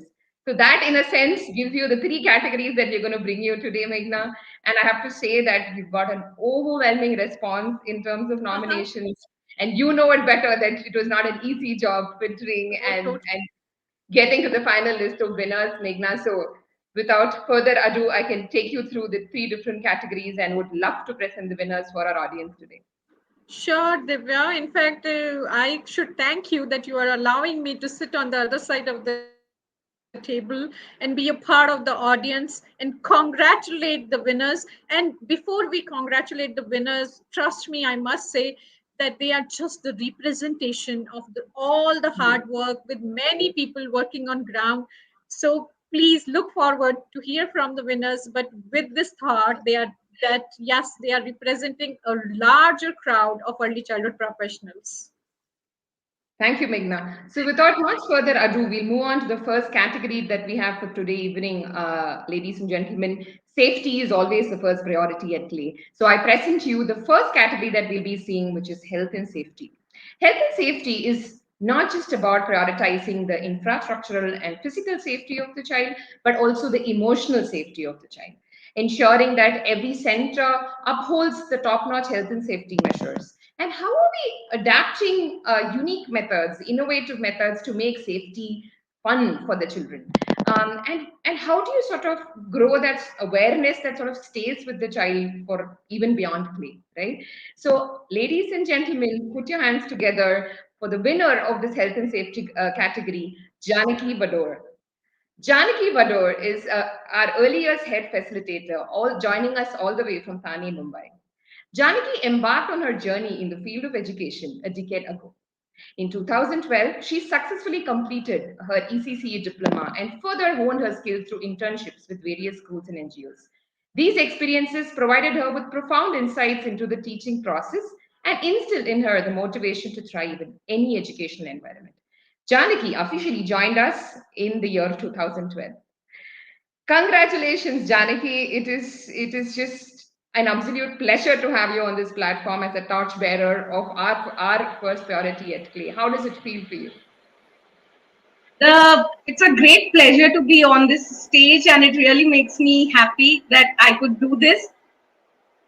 And as we talk to you further on this, before we do that, I want to present a small sneak peek, a video into what you created for your children that brought you here in the first place. Sure.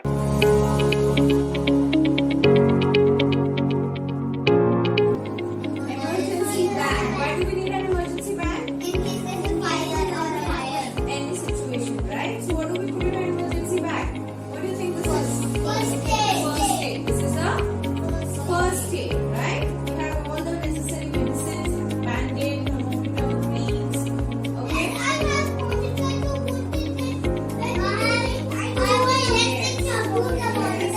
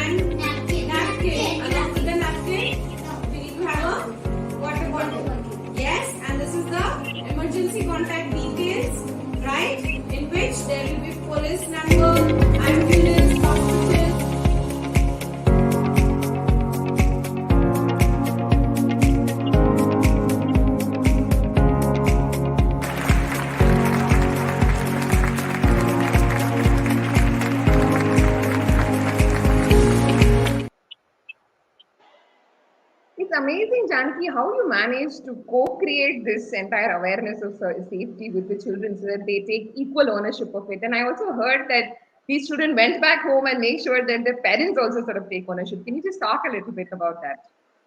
Yes, so after one of our fire drill, we also taught them about the safe spot that, after evacuation, we will take you to this place and that is going to be a safe spot. So it happened so that one boy went back home and he asked his dad, what if there's a fire in the house? You need to tell me which is my safe spot. So I need to be there. So the next day, the father did come in and asked us that, are we teaching them something about fire safety? Because he was asking about a safe spot. So that made us realize that, they are so curious to learn this. That is when we knew that, yes, we are on the right path. That's amazing. I mean, so what motivates and inspires you to think beyond the usual when it comes to safety? My motivation are clearly my children, because I could see the curiosity in them. As after one of our fire drill, there was this child who just came up to me and he was like, teacher, why we did not use the lift? It is so easy. We can just everyone go in the lift and just go out. Why did we use the stairs? So that made me realize that, they are so curious to know that, why we did do this and why we didn't do that. So might as well teach them in a way, where they will understand. And after teaching them, when I saw my kids, going back home and sharing the same with their parents motivates me even more. No, that's very true. Janki, one other question, I have always had this, given the amount of safety protocols at play, is how do you manage to strike that balance between, having a safe environment at the same time, not compromising the holistic learning experience? How do you manage to do that? So, safety being at a top priority, in the morning when the children come in, we make sure that, they have a safe classroom wherein we have our finger guards and button locks at place and no sharp edges around the classroom. At the same time, we, also do not want to take away the experiences from them maintaining our safety protocols.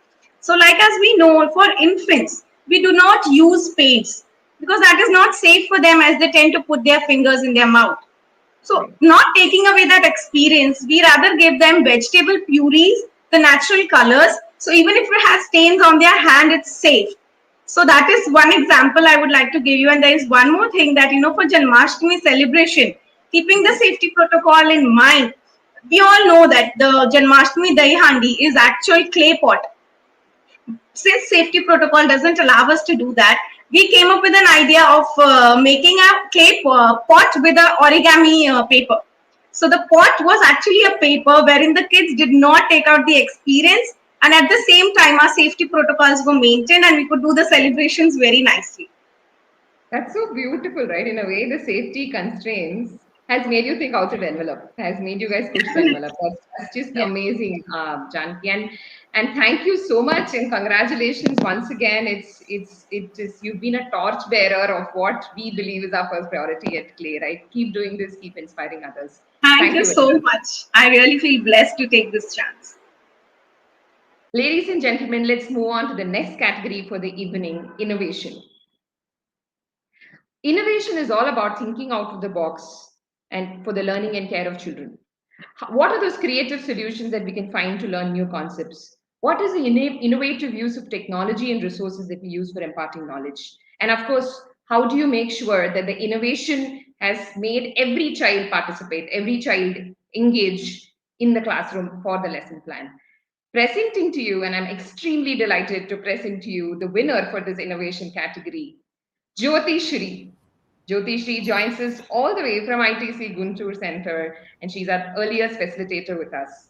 A dedicated member of our team, she embarked on her clay journey in 2018. She's actually an engineer, and she was also a lecturer in the engineering field. I think somewhere her passion for working with children had made her have this career change. And we are lucky at Clay to have her. The privilege of spending time with young children during their critical development years has significantly contributed to our professional and personal growth. Thank you so much, Jyotishi, and congratulations once again for, among so many other people, to have won this innovation category, which is constantly making you to think and better yourself. How does it feel to be on this stage? Thank you, Divya. I'm truly honored to be a part of this event. Thank you so much. So, Jyoti, before we get into chatting with you as to how you consistently innovate like this, let's have a quick look at your work showcase that won you this award.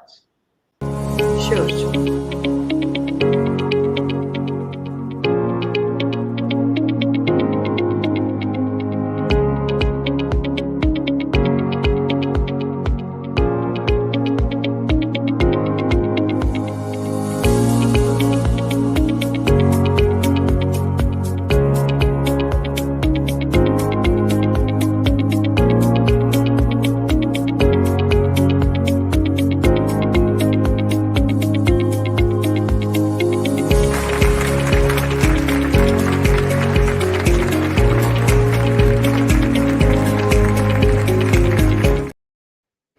Jyoti, it's just amazing how you manage to consistently innovate, right? Whether it's learning parts of the plant, is it a math lesson, or if it is art and expression, how do you ensure this consistency? And what motivates you to be consistent? Yeah, sure. The quote, if I can't learn the way you teach me the way I can learn, is a constant reminder to me as a facilitator of what I expect from myself.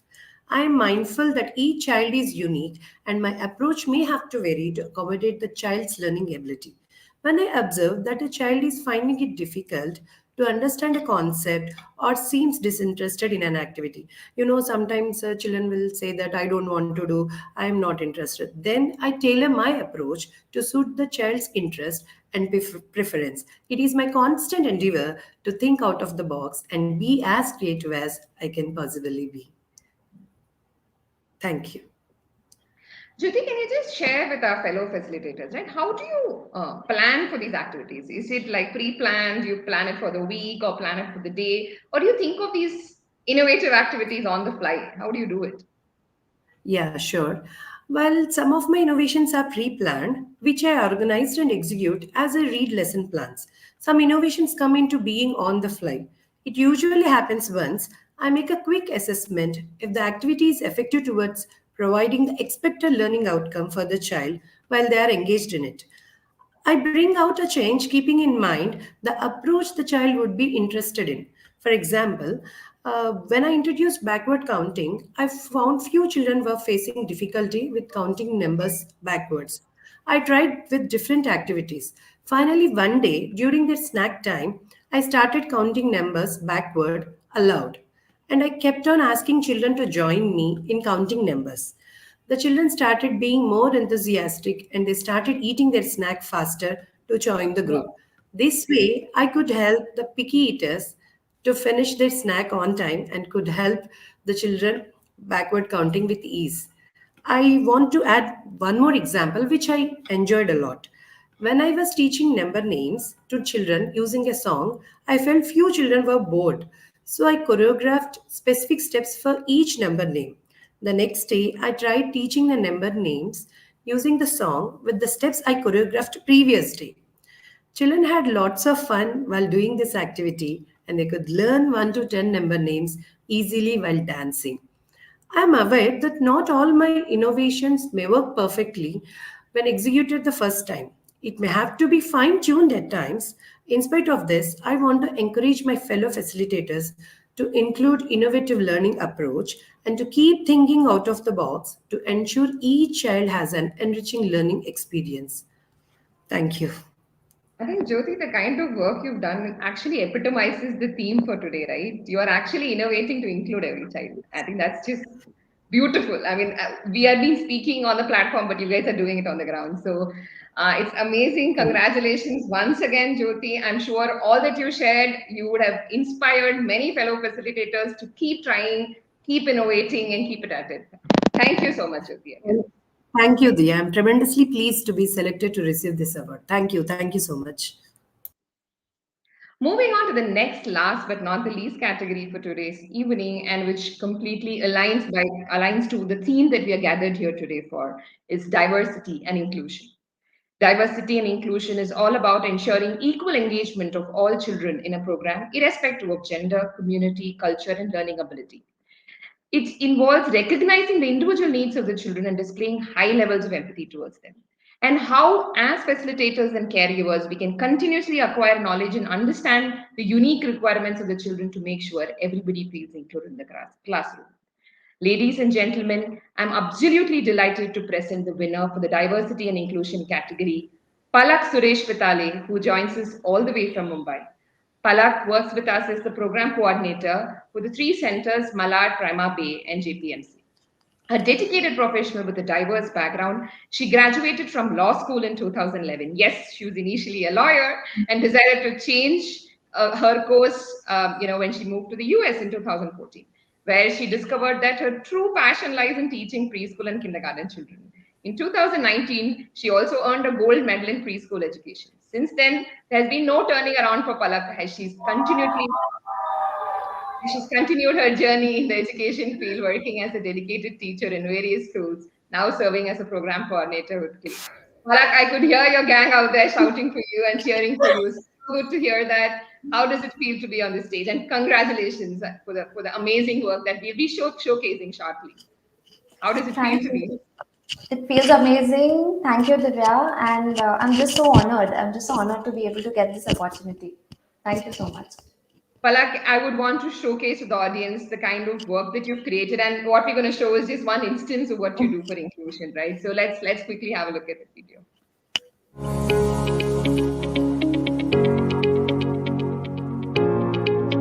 So, can you tell me one thing? Are all of you same? No. We have, first of all, we have different fingerprints. Okay.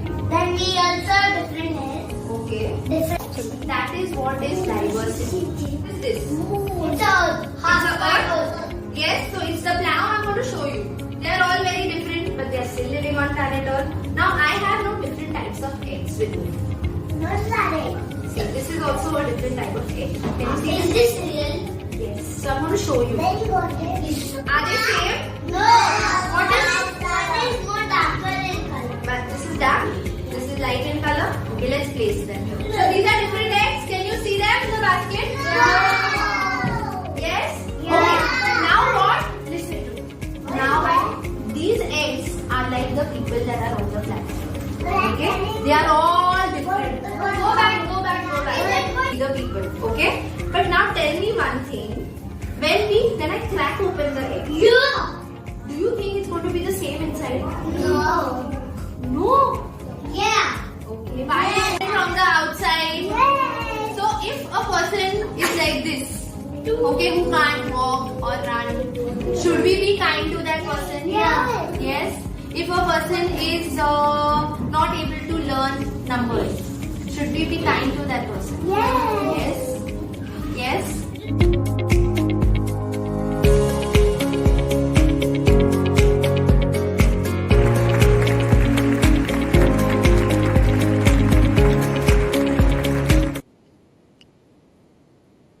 It's such a beautiful way of doing this concept. Tell me, how did you even source these eggs? Are these real eggs? Yes, they are real eggs. And yeah, I mean, the idea was not to just address, just by taking a white and a brown egg. I did not want to address the color, the skin aspect of diversity. I also wanted to talk about the differing abilities or the disabilities. So I kind of, had the different types of eggs in my basket. That's just beautiful. And inclusion can be a very sensitive topic, right? So how do you, what is, your advice to the fellow facilitators here on creating inclusive classrooms, both consciously and somewhere unconsciously, right? So what is your advice to them? So, see, for inclusion, for me, I believe that it's a way of thinking. It's a mindset. So, I would want the facilitators to really change their mindset when they want to create an inclusive classroom, right? So, be it intentionally having strategies to create an inclusive environment. Now, to give you an example here, in the previous school that I was working in, I had a child who was physically disabled. She couldn't run, she couldn't walk. She could only crawl. And we had the sports day event coming up, and we really wanted her to be a part of that event, right? Now, the idea of including her made us think out of the box, and we designed a crawling race. So that is inclusion for me, because that's when the child is celebrated. At the same time, the other children in the classroom are also being a part and having fun. So this is one way of looking at it. And the other way, like this is also one more example that I would like to share is about my observation in a classroom. So in this class, there was a boy who was an African Indian boy, and he, like we all know, Africans, they have a little different hair texture, right? So, and we had one parent who came into the class to talk about his profession as a hairstylist because it was Community Helpers Week. And so the children in the class said that, how are we going to have a hairstyle for this boy? His hair is so different. And the teacher did not really address that. She shied away. But what I want the facilitators to do is that when they see such moments which are not teachable, to convert them into a teachable moment and address it. Because what you could just do is, you know what, you're right. His hair is different, but guess what? Your hair is different, mine is different, but we all have haircuts, and that's the same thing.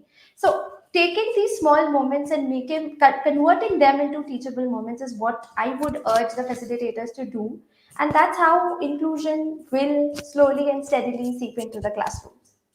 It's beautiful, Palak. Some of the examples you gave me, it gives me goosebumps, right? I think it's right, right? It's a mindset change, not so much for the child, but as much for the adults who are dealing with the children. So you spoke about creating inclusive classrooms, right? But for the child, there's a larger world out there, right? So for it to fundamentally become a worldview for the child, inclusion, how can this get extended to homes? We have a lot of parents joining us out here, right? So how do we create inclusive communities? So, like I told you, it's a mindset, right? So, when a flower doesn't bloom in a particular environment, we fix the environment, we don't fix the flower.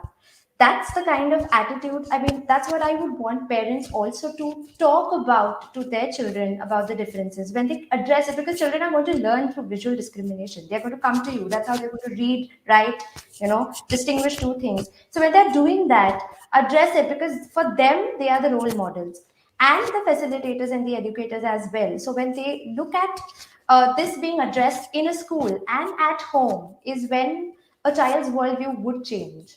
So, have conversations, but have positive conversations and talk about it. Talk about the differing abilities in a celebratory way is what needs to be done. Thank you so much, Palak, for ending this section on this note. I think you truly inspired a lot of people out there to consciously change their mindset and also start including this as a part of their lessons to make sure that every child participates and every child feels included. Congratulations once again for being the torchbearer when it comes to inclusion for us. May I request all the winners of the categories to come on stage, please, one last time before we close the section. Thank you, ladies. You've truly been an inspiration for all those who are virtually watching us today. You've pushed the boundaries beyond what was seemingly possible in each of your categories. And I'm sure a lot of them are going to go from here wiser and more conscious of the fact that I need to actively plan for this and also do it on the flight, whether it means to include, whether it means to innovate, and doing all of this in a safe environment in our classrooms. Thank you so much. Meghna, over to you. I'm sure you also are absolutely thrilled on hearing the amazing work that all these ladies have to present. As I told you when I was leaving it in your great hands, Divya, that I would love to sit in the audience and just clap. And trust me, I have been clapping for these wonderful women out here. And I seriously believe that until and unless the intention is here, the actions won't come in the hands. So kudos to each one of you. With your utmost honest intentions, you are working in the field of early childhood education. And take a bow, ladies. You inspire, work harder, to work better. And thank you so very much, Divya, for hosting this wonderful segment. And I totally go by the celebratory mode because trust me, when you enjoy, that's when you bring wonders. That's when miracles happen. So thank you so much, everyone, for sharing your great work. And please keep inspiring us to put our best foot forward, to walk that extra mile that will bring wonders on ground. And thank you so much, Divya, because with Thank you, this Meghna. note and celebratory mode, I invite the final segment speaker of tonight. It's such a wonderful day for each one of us. I sincerely feel that all of us have gathered something or the other to take away and implement it tomorrow when we go back to our respective roles. And all of us will agree that something as important as inclusion cannot happen in silos. We all have to work together to bring the right kind of changes. And to understand that, before we say goodbye to each other in this summit, in this edition of the summit, rather, I have somebody who has worked with various age groups. She is a stalwart. I take immense pleasure with a lot of excitement. I invite Dr. Swaroop Sampath Rawal to share her journey, her experiences, the beautiful, beautiful ways she has interacted with various stakeholders. I personally a big fan of yours and your work more than that. I seriously feel that the field of education require many more Dr. Swaroop Sampath Rawal to bring the right kind of changes. And it's an honor to have you over here. I feel blessed that I'm sharing the platform with you. She has done a lot of work. If I start talking about her work, probably we will need another hour, friend. But let me tell you that she has been awarded the most committed person of the year. Very well deserved, I would say, in inclusive education at the fourth International Early Childhood Conference. She has authored two wonderful books, Learning Disabilities in a Nutshell, and also talking about the practice pursuit, the beautiful 10-day approach about bagless education. I would request each one of you to join hands from where you are sitting to invite Ms. Swaroop Sampath Rawal on this stage, and trust me, it's an honor to have you here. I can't think of a better personality than you, Dr. Rawal. Come and close this edition of Summit. Thank you so much. It's such a pleasure to be here. And, I was like really smart and I joined in before the previous section started. And I too am so inspired by these lovely ladies who won the prizes, the awards. Congratulations. They kind of just remind me about me and I go, oh yeah, I do this, and oh, that's a nice idea. And that's what the answer should be. And you find that person giving the same answer. So I think there's a lot of diversity, but I do believe we are all one. Oh, yeah. Embrace one, embrace all. One of our winner was saying that, and I seriously believe that. But Swaroop, I would not waste a single time on asking my questions because I'm sure audience is waiting to hear from you. I seriously believe you have worked with such a large population, and you have thankfully worked with various age groups as well, right from early years till when we were talking, you were highlighting that you are taking a course in masters right now for with some youth. Yes. So do you think, because you have seen the whole journey of children becoming independent, even though they come with their unique needs, there is a sense of world readiness. We have been talking about it through our panel discussion as well. And when Dr. Kathy Cologan joined us from Sydney, she highlighted the same. So, do you think holistic development of children and the focus towards holistic development of children is the need of the hour, and the adults sitting in the audience, be it a teacher, be it a caregiver, be it a parent or grandparent, all of us need to think about holistic development of children rather than simply academic development of children? Yes, absolutely. We definitely, I'm so glad to be talking, and I love this question because, yes, holistic education is very important. It's mentioned in our National Education Policy 2020, in the NEP 2020. But I would like to take this opportunity to tell you what is holistic education, and why holistic education is important. Because everybody would go, yes, holistic, important, but why?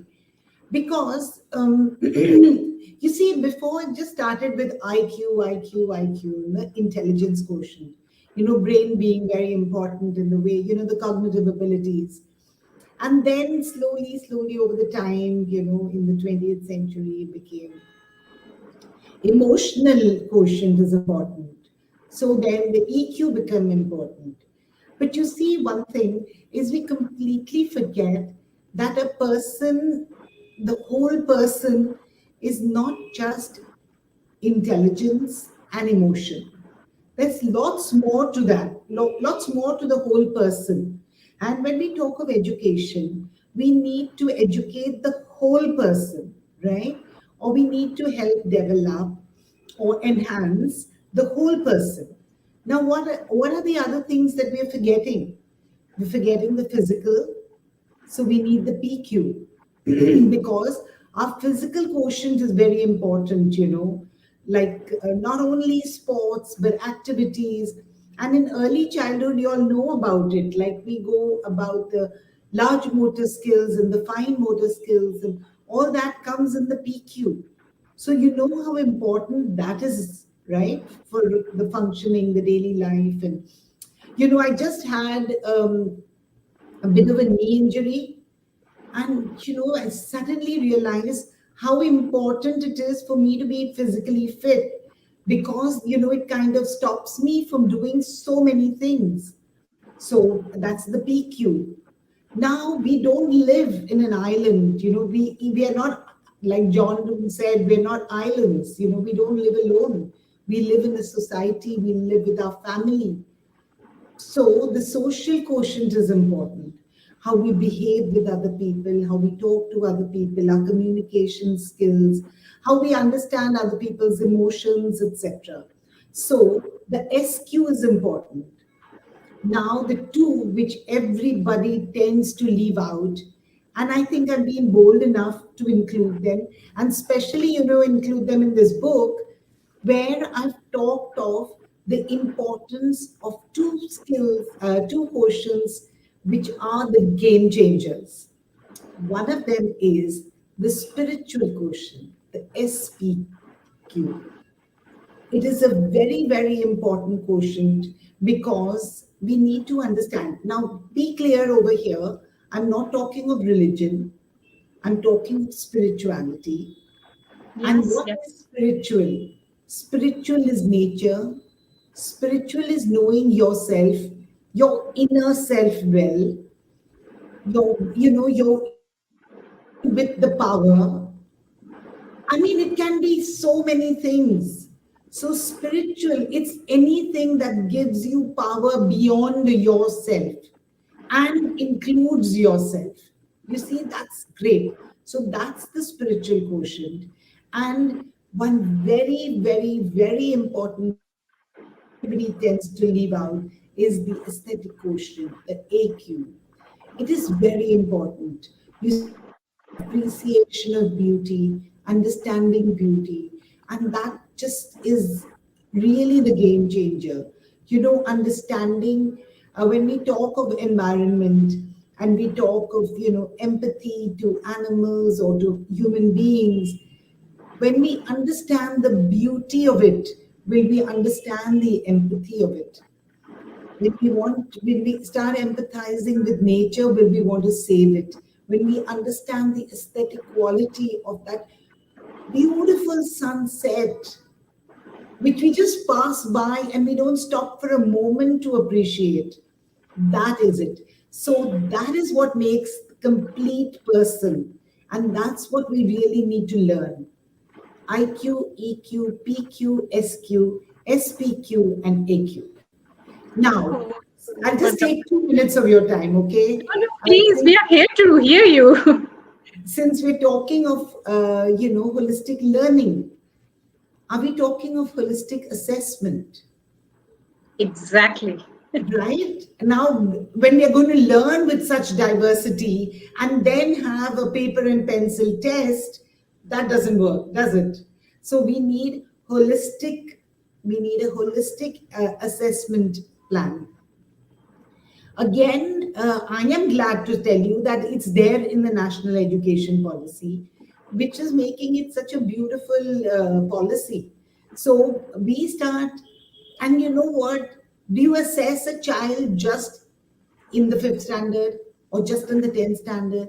And the 10th standard may have been a bad year. He may have, lost his mom, or there may have been some, huge social disaster in his life, or he could have been physically unwell. He could have had some emotional problem of growing up. to assess the child for that 1 year? No, you need holistic assessment. So you can start the assessment, like say from the fifth, sixth grade, add up all the way. And guess what? It's there, and the ministry has approved it, and it's going to come into place soon. Assessment starting like from primary, some year, I don't know which exactly, I don't know. But maybe the sixth, seventh standard or the eighth standard, starting from the eighth standard, going all the way up from school into your graduate year, into your postgraduate year, in fact, going into doctoral years if you do that. I think that's beautiful. Now, there's one more thing that we need with holistic learning and holistic assessment. And that's what we can really do. We need the holistic teacher. Kudos to you for highlighting that. Yes, we need a whole teacher. And you know what? I am so proud to say that 99% of my early childhood teachers are whole teachers. Yeah. Seriously, they're so hands-on. You see the energy in an early childhood class. I wish that energy was there in the 9th grade and the 10th grade. I'm sorry. I wish that energy which is there in the primary classroom is there in the undergraduate years. I wish that undergraduate teacher would sit on that same bench with her teacher, put her arms around that student and say, child, student, this is the way we learn. I see that all the time. I'm getting goosebumps. I see that all the time in the early years. And, to my early years teachers, I wish we could get, like we get the postgraduate teacher, come and teach in the early years, learn from them, become the whole teacher. So wonderfully put, so wonderfully put. That is the reason I was extremely excited when I was inviting you. And trust me, I can actually share many such stories when you were talking about the spiritual quotient and the aesthetic quotient. And you know what? The children in early years taught me very beautifully. So I was working in a classroom of kindergarten, and one child was sitting next to the window. There was a lot of hustle bustle going on in the classroom, but he was looking out of the window, and I sat next to him. He held my finger, pointed towards the cloud, and he said, "It looks like my home." Oh, wow. That's so And nice. I have goosebumps while I'm telling you this. And Yes. trust me, that boy is a big man now. I feel so proud that I got that moment with him, and he invested the beauty of nature in himself. He invested enough time to appreciate that. And I keep telling to every single educator I thankfully come across, count our blessings. We are the chosen ones because we get the opportunity to work with young children, Dr. Rawal. We are Yes, really carrying an invisible crown on our head because we are the queens. And we should absolutely. celebrate this. We should celebrate this as much as That's possible. right. Absolutely. Absolutely. Yeah.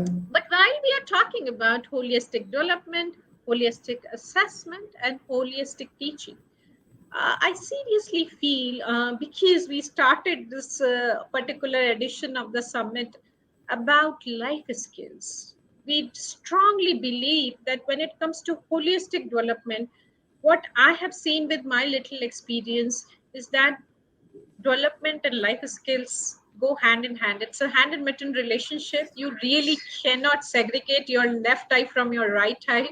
I seriously feel that life skills should become an integral part of the whole ecology of early childhood education. But do you think the same, or you have different views on that, Dr. Rawal? No, I absolutely 100% agree with you. In fact, I've again written about it in this book where we talked about, it's about pre-vocational education in the primary school.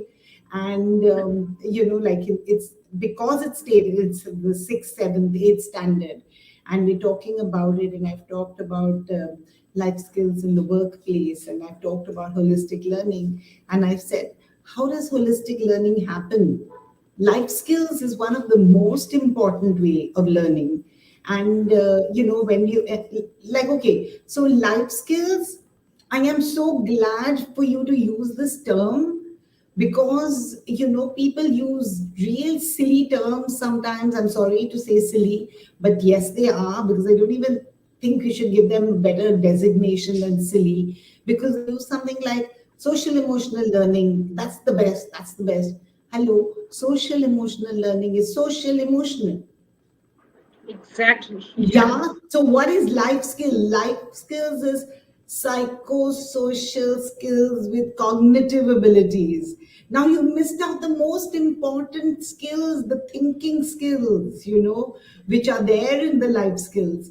Only I would like to share my list of life skills with you, because I've done my PhD in using drama to enhance life skills in children with learning disabilities.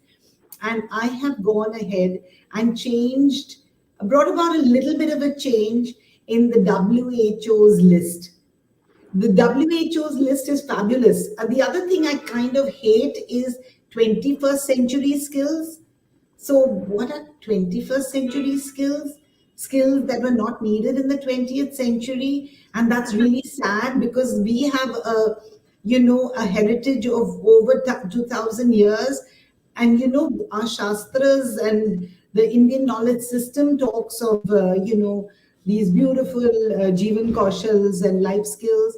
So, were they not applicable? Are they not applicable now in the 21st century?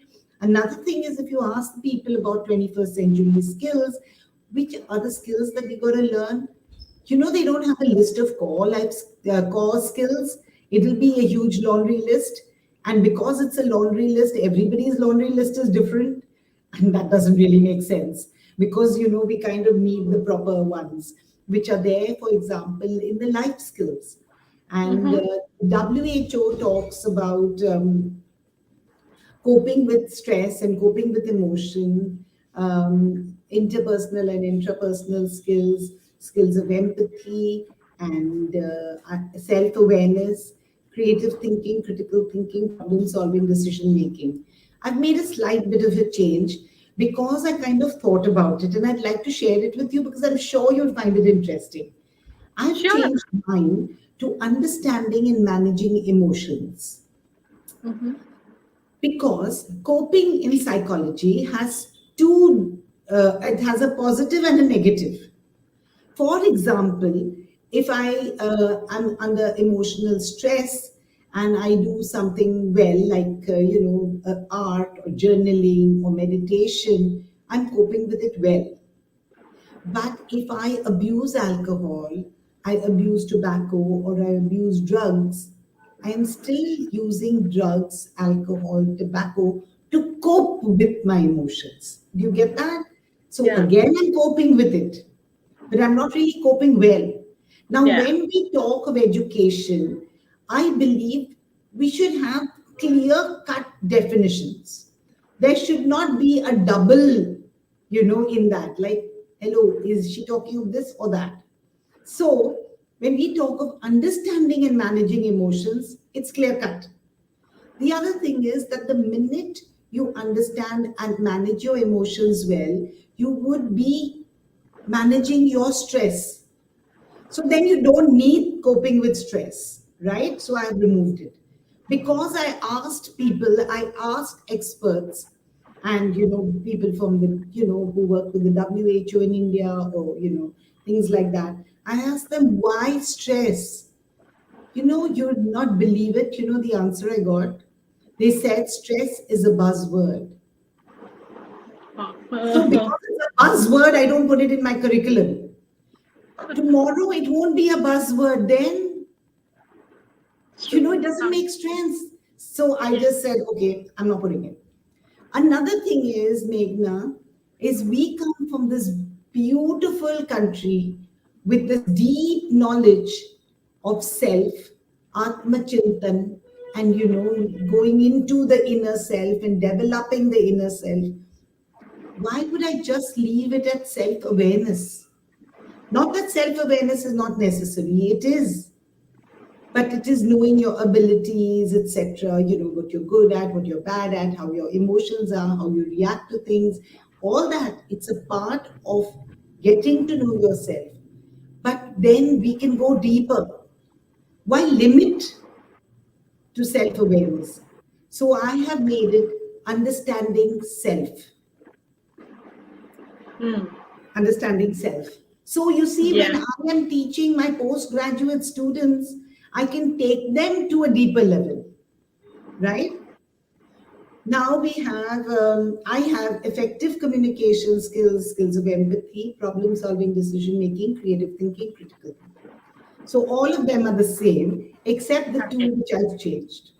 And they're very important. Another thing I believe very, very strongly, and I believe that all people of EC's early childhood and care listening here, or ECCA listening here, should definitely include life skills from pre-primary years. That is, I'm Exactly. talking of early years, we must have it.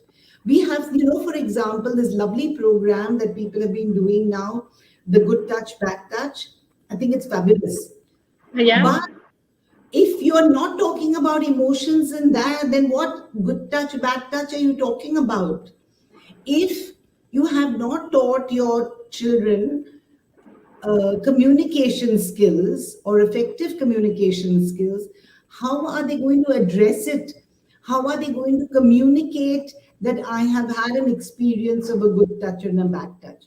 And I'll give you one beautiful little story, I experience. Of course, it's a child in primary school. It would not happen to a child, I hope not in early years, but I think you'll like it. So one day, one of my students from a village, I was doing this thing with the Kasturba Gandhi Balika Vidyalayas, and she comes to me and she says, "Ma'am, I'm so thankful for all you taught me." So I said, "Why?" So she says, I had this experience in a bus today. What was it? She says, "I was sitting in a bus. Me, there was a man and a young girl sitting. And that man had put his arms on that steel rod, the backrest. Initially I didn't think it was bad, but then I thought, I saw what was happening, and every time the bus braked, that man's hand would fall on the girl. I empathized with that girl. I could understand her emotions, and I said, I'm going to do something about it. So, as a part of her communication skills, she got up and she told that girl, "Go and sit in the back in my seat. I will sit in your seat." She sat in that little girl's seat. She closed her arms like this and looked at that man. She very clearly conveyed her intentions. You know what happened in the next bus stop? That man got up and went away. I said, "How did you do this?" She says, "Ma'am, you taught us empathy. I could empathize what that girl was feeling. But then it wasn't just that. I could understand her emotions, and I realized she must be feeling so terrible. And I decided that I had to do something about it. So I did problem solving after taking a good decision." You see, Awesome. yes, it's so beautiful. And that's what we need to teach. I mean, not only that, there are hundreds of examples of, I can give you of life skills and how life skills have helped my students and, made them better. They've thought better. They've, stood up for themselves. They've been extremely creative in the field, whatever they were doing. So, yes, let's start it from pre-primary, get them to start. And, like, when I teach about emotions and I say there are over 2,600 emotions, I hope you will learn at least 200. But I do not expect my little nursery babies to learn that much. But if they learn 4 emotions properly, I think that would be great, wouldn't it? Oh, yeah, totally. In fact, I think that's where research and practice should go hand in hand because we have 6 basic emotions to develop with and then Yes, gradually build on to that. And I yeah, think early years educators should take into account that they should read more probably about the 6 basic emotions and how to yeah, develop that because that goes a long way. And I strongly feel that when I work with parents and educators, all of them really are now really focusing on developing the children to the extent where they are world ready rather than just the book ready. And we have been talking about it on and on. But I seriously feel, given your rich experience in acting too, and I really wanted to check that the art forms in India, like you were saying, I seriously feel after working in many other countries, Dr. Rawal, that we are really the blessed ones. When it comes to languages, we are blessed. When it comes to art forms, we are blessed. We have many areas to build onto our strength. And above all, like you very beautifully put, the inward journey. We are the blessed ones that we are aware of it and not stopping at awareness, but going beyond and understanding it. So, if we keep these aspects in mind, do you think apart from life skills, we need to focus on art pedagogy and bring that to reality or bring that to forefront when we are trying to bring Absolutely. a change or thinking innovative ideas? I'm going to read one little quote from my book. Ah, yeah, Na- sure, why not? Nations are made by artists and poets. Art contains in itself the deepest principle of life, the trust guide to the greatest area, the art of living. This is Ananda Kumaraswamy. Don't So you think this is so perfect? And you know what? summarizes it. We are blessed with so many different arts and crafts, and all that really needs to be learned. And they're all skills. So what is the thing about skills? Skills need to be practiced, right? Just like life skills need to be practiced, art needs to be practiced.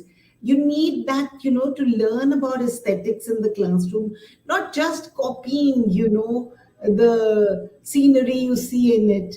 What about the inspiration you're getting from it, from looking at a leaf or looking at a tree? So this is something that we really need. And arts, when taught well, is an equalizer. Huh. It kind of just makes everything possible. Like, the other thing about art is that you can interpret it in any way. What we need to do is, we teachers need to change how we look at art. I'll tell you about this short, small incident with my son here. He was great at art. The thing is that in that class which he was in, he had to do a pencil drawing and go to his teacher. And when his teacher approved, then he would do the felt pen outline and start coloring it. Now he was doing a drawing of a child running. So to explain that, he made the legs longer than the body. And the teacher said, no, the legs cannot be there, only proportion. And Aditya was so upset because the teacher rubbed out all his and said, correct it. So you know what he did? He drew it again. He drew the long legs, did the felt pen outline, and went to his teacher. And he says, Wow. this is it. So, this is the beauty about, here I can share some very interesting thing, which I said we teachers need to learn. Indian aesthetics, Indic aesthetics. And I'm very clear about this. This is not about Southeast Asia. This is not Eastern Yeah. knowledge. It's Indian aesthetics as against the Western. Now, I am not criticizing the Western aesthetics. It's just that Western and Indian is different. And I'm showing you the difference. In Western aesthetics, which is very, very beautiful, they have the idea of copying nature. And you see those beautiful landscapes, which are, like they're photographic. For 1 minute, you think, is it a photograph or is this a painting? And then they have those beautiful statues, the beautiful bodies, and you think, this must be really a human being. It's so good when you can see the fingers and the nails and perfect proportion. Well, Indian aesthetics is not this. Indian aesthetics, for one, was done for the glory of God. And it was, it was expressing your emotions for what nature has done for you, what God has done for you, all that. So, Yeah. without going deeper into that, so it was the expression of your emotion. Yes. And that Yes. is what you can see in Indian paintings. In fact, I'll share one very different thing which has got nothing to do with early years, but I have to share it because it's something that's so beautiful. Is that for centuries, Indian artists never put their name on a painting. That is Yeah. because it's done for the glory of God. And so it is so fantastic because, it's about that great emotion which you feel when you see nature. And then I do a painting or I do a miniature. And the miniature would be telling this beautiful story, not exact replication of the human being. So this is a bit about art. Oh, sure, Dr. Raval. In fact, while you were talking about the Western aesthetics and the Indic aesthetics, recently I got the opportunity to read somewhere the difference between a garden and jungle. I think that is a great synonym of what you wanted to highlight over here. Well, both are equally beautiful, but Yes, definitely. what you get in jungle, it is difficult to get it in garden. And I Yeah. think staying natural, the concept of biophilia was such an integral part, and thankfully it is an integral part of our functioning, be it any kind of celebration in India, and we better be learning that. So I And just kind of feel that, we need to teach our teachers aesthetics.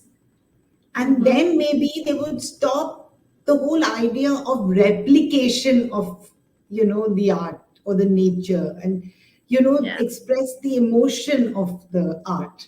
And I think that would be really beautiful, wouldn't Yeah, it? and when it is expressed through Oh, I have emotions. another quote for you, which is really pretty, very nice Sure, too. sure, sure. I totally Funny, agree with what you were saying. Expressions. funnily again, Kumaraswamy, and this is Uh-huh, something that's really applicable to all of us. uh-huh. It is the natural instinct of a child to work from within outward. Okay? It's a natural instinct of a child to work from within outwards. First think, then draw my think. Okay? It's It is an honor to hear from Dr. Swaroop Rawal, and she was quoting a wonderful thing.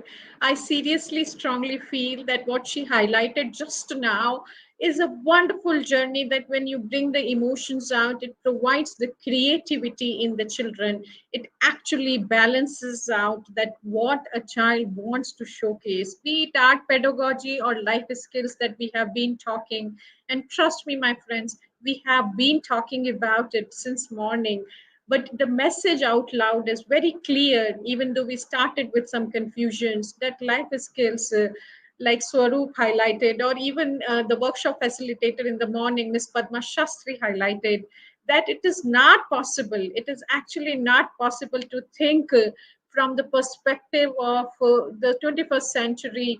It is something which has been an integral part of journey of human life, and it is high time that we realize the value. It is beyond century. We have to realize the value behind life skills, art pedagogy, and trust me, we need to focus on holistic development of children, be it through inclusion or be it through any other innovative means, but it is our high time that we need to bring that. um, it is a wonderful idea to learn the lessons from each one of us. And if I get the opportunity to summarize what we have been discussing since morning, the very first workshop that we were talking about life skills, and then we heard from the heart of a mother in the morning. She was so beautifully putting that how collaboration is needed and why it is important that we need to empathize with each other. Parents kindly empathize with providers, and providers kindly empathize with parents if you really want to see that the inclusion has become an integral part of the system. I would say inclusion, the best way to judge that it is happening right when we delete this word from our dictionary, when we really come out of the concept of inclusion. And then only we can really bring the diversity to reality. The third workshop that we discussed in the morning, it was wonderful to take knowledge nuggets from Ms. Shobna Vedyanathan, where we were talking about relentlessly about how daily skills, the day-to-day activities, as simple as rolling the mats or mopping the floor, are so significant in bringing the right kind of exposure to children, and be it neurotypical children or be it neurodiverse children. It is so important to ensure that in some way or the other we bring this kind of responsibility on our children. My friends, it is difficult, it is actually difficult for our children when they are growing up to fight the real battles of life, probably because they are over pampered when they were growing, probably because we are really making life too easy for them as our parents. And I take the blame on me as well as a mother.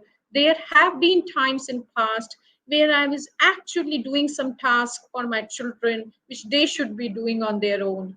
So probably it's high time that we'll sit relax and think about what parenting style we are into. What is it that we are doing so that our children won't need us when they grow? It is difficult to say as a mother, but I think my success lies in parenting when my children won't need me. They are independent, they take their own decisions, they live their life, and even if they make their mistakes, they own it. So I strongly believe, given my humble experience in this field, and thanks to the opportunities I get so often when I tend to interact with parents, that it is very important to understand that when we are trying to build a nation, the journey has to start from the childhood. And our job as significant adults in the lives of children, be it adults like parents, be it adults like grandparents, be it adults like teachers or caregivers, all of us need to work harder to bring this dream to reality, where each child is respected, where unique strengths of children are celebrated, and each one of us contributes significantly in bringing the right kind of exposure to children. With that hope, I close this ISEY Summit. It is a pleasure to have all of you listening so beautifully to these conversations. Dr. Raval was trying to connect again, but unfortunately, the weather is not supporting. And I am so glad that at least we could take up the questions that we planned to discuss with her. I really strongly believe that each one of us should pick any two areas to focus on after listening to all these conversations. Pick your own areas where you should work on and start working on it Monday onwards, please, because this is the very reason because of which we try to bring this summit every year. And before I wrap up the summit edition, trust me, my friends, unfortunately, you only see a face over here, but trust me, I'm a representation of a team that has given heart, sweat, and soul to this summit. Bringing a summit of this stature is not a day's job, it's not a one man's job. And trust me, there is a huge team behind it that works relentlessly to bring these interesting discussion across the globe. And trust me, it is our humble duty to convey our heartfelt thanks to all those people who worked behind the scenes to bring this another edition of ISCY with so much of success, with such interesting discussions and some significant takeaways. I congratulate each and every person who worked behind the scenes to bring this ISCY, and I seriously request each one of you to stay tuned for the next edition of ISCY. Your active participation throughout the day puts a lot of responsibility on our shoulder. I promise you, we will bring better and bigger version of ISCY. Till then, stay tuned and keep up the great work. We all are here to serve children, and we are the privileged ones to serve children. Hope to see you next year. Please stay tuned for the next edition of ISCY.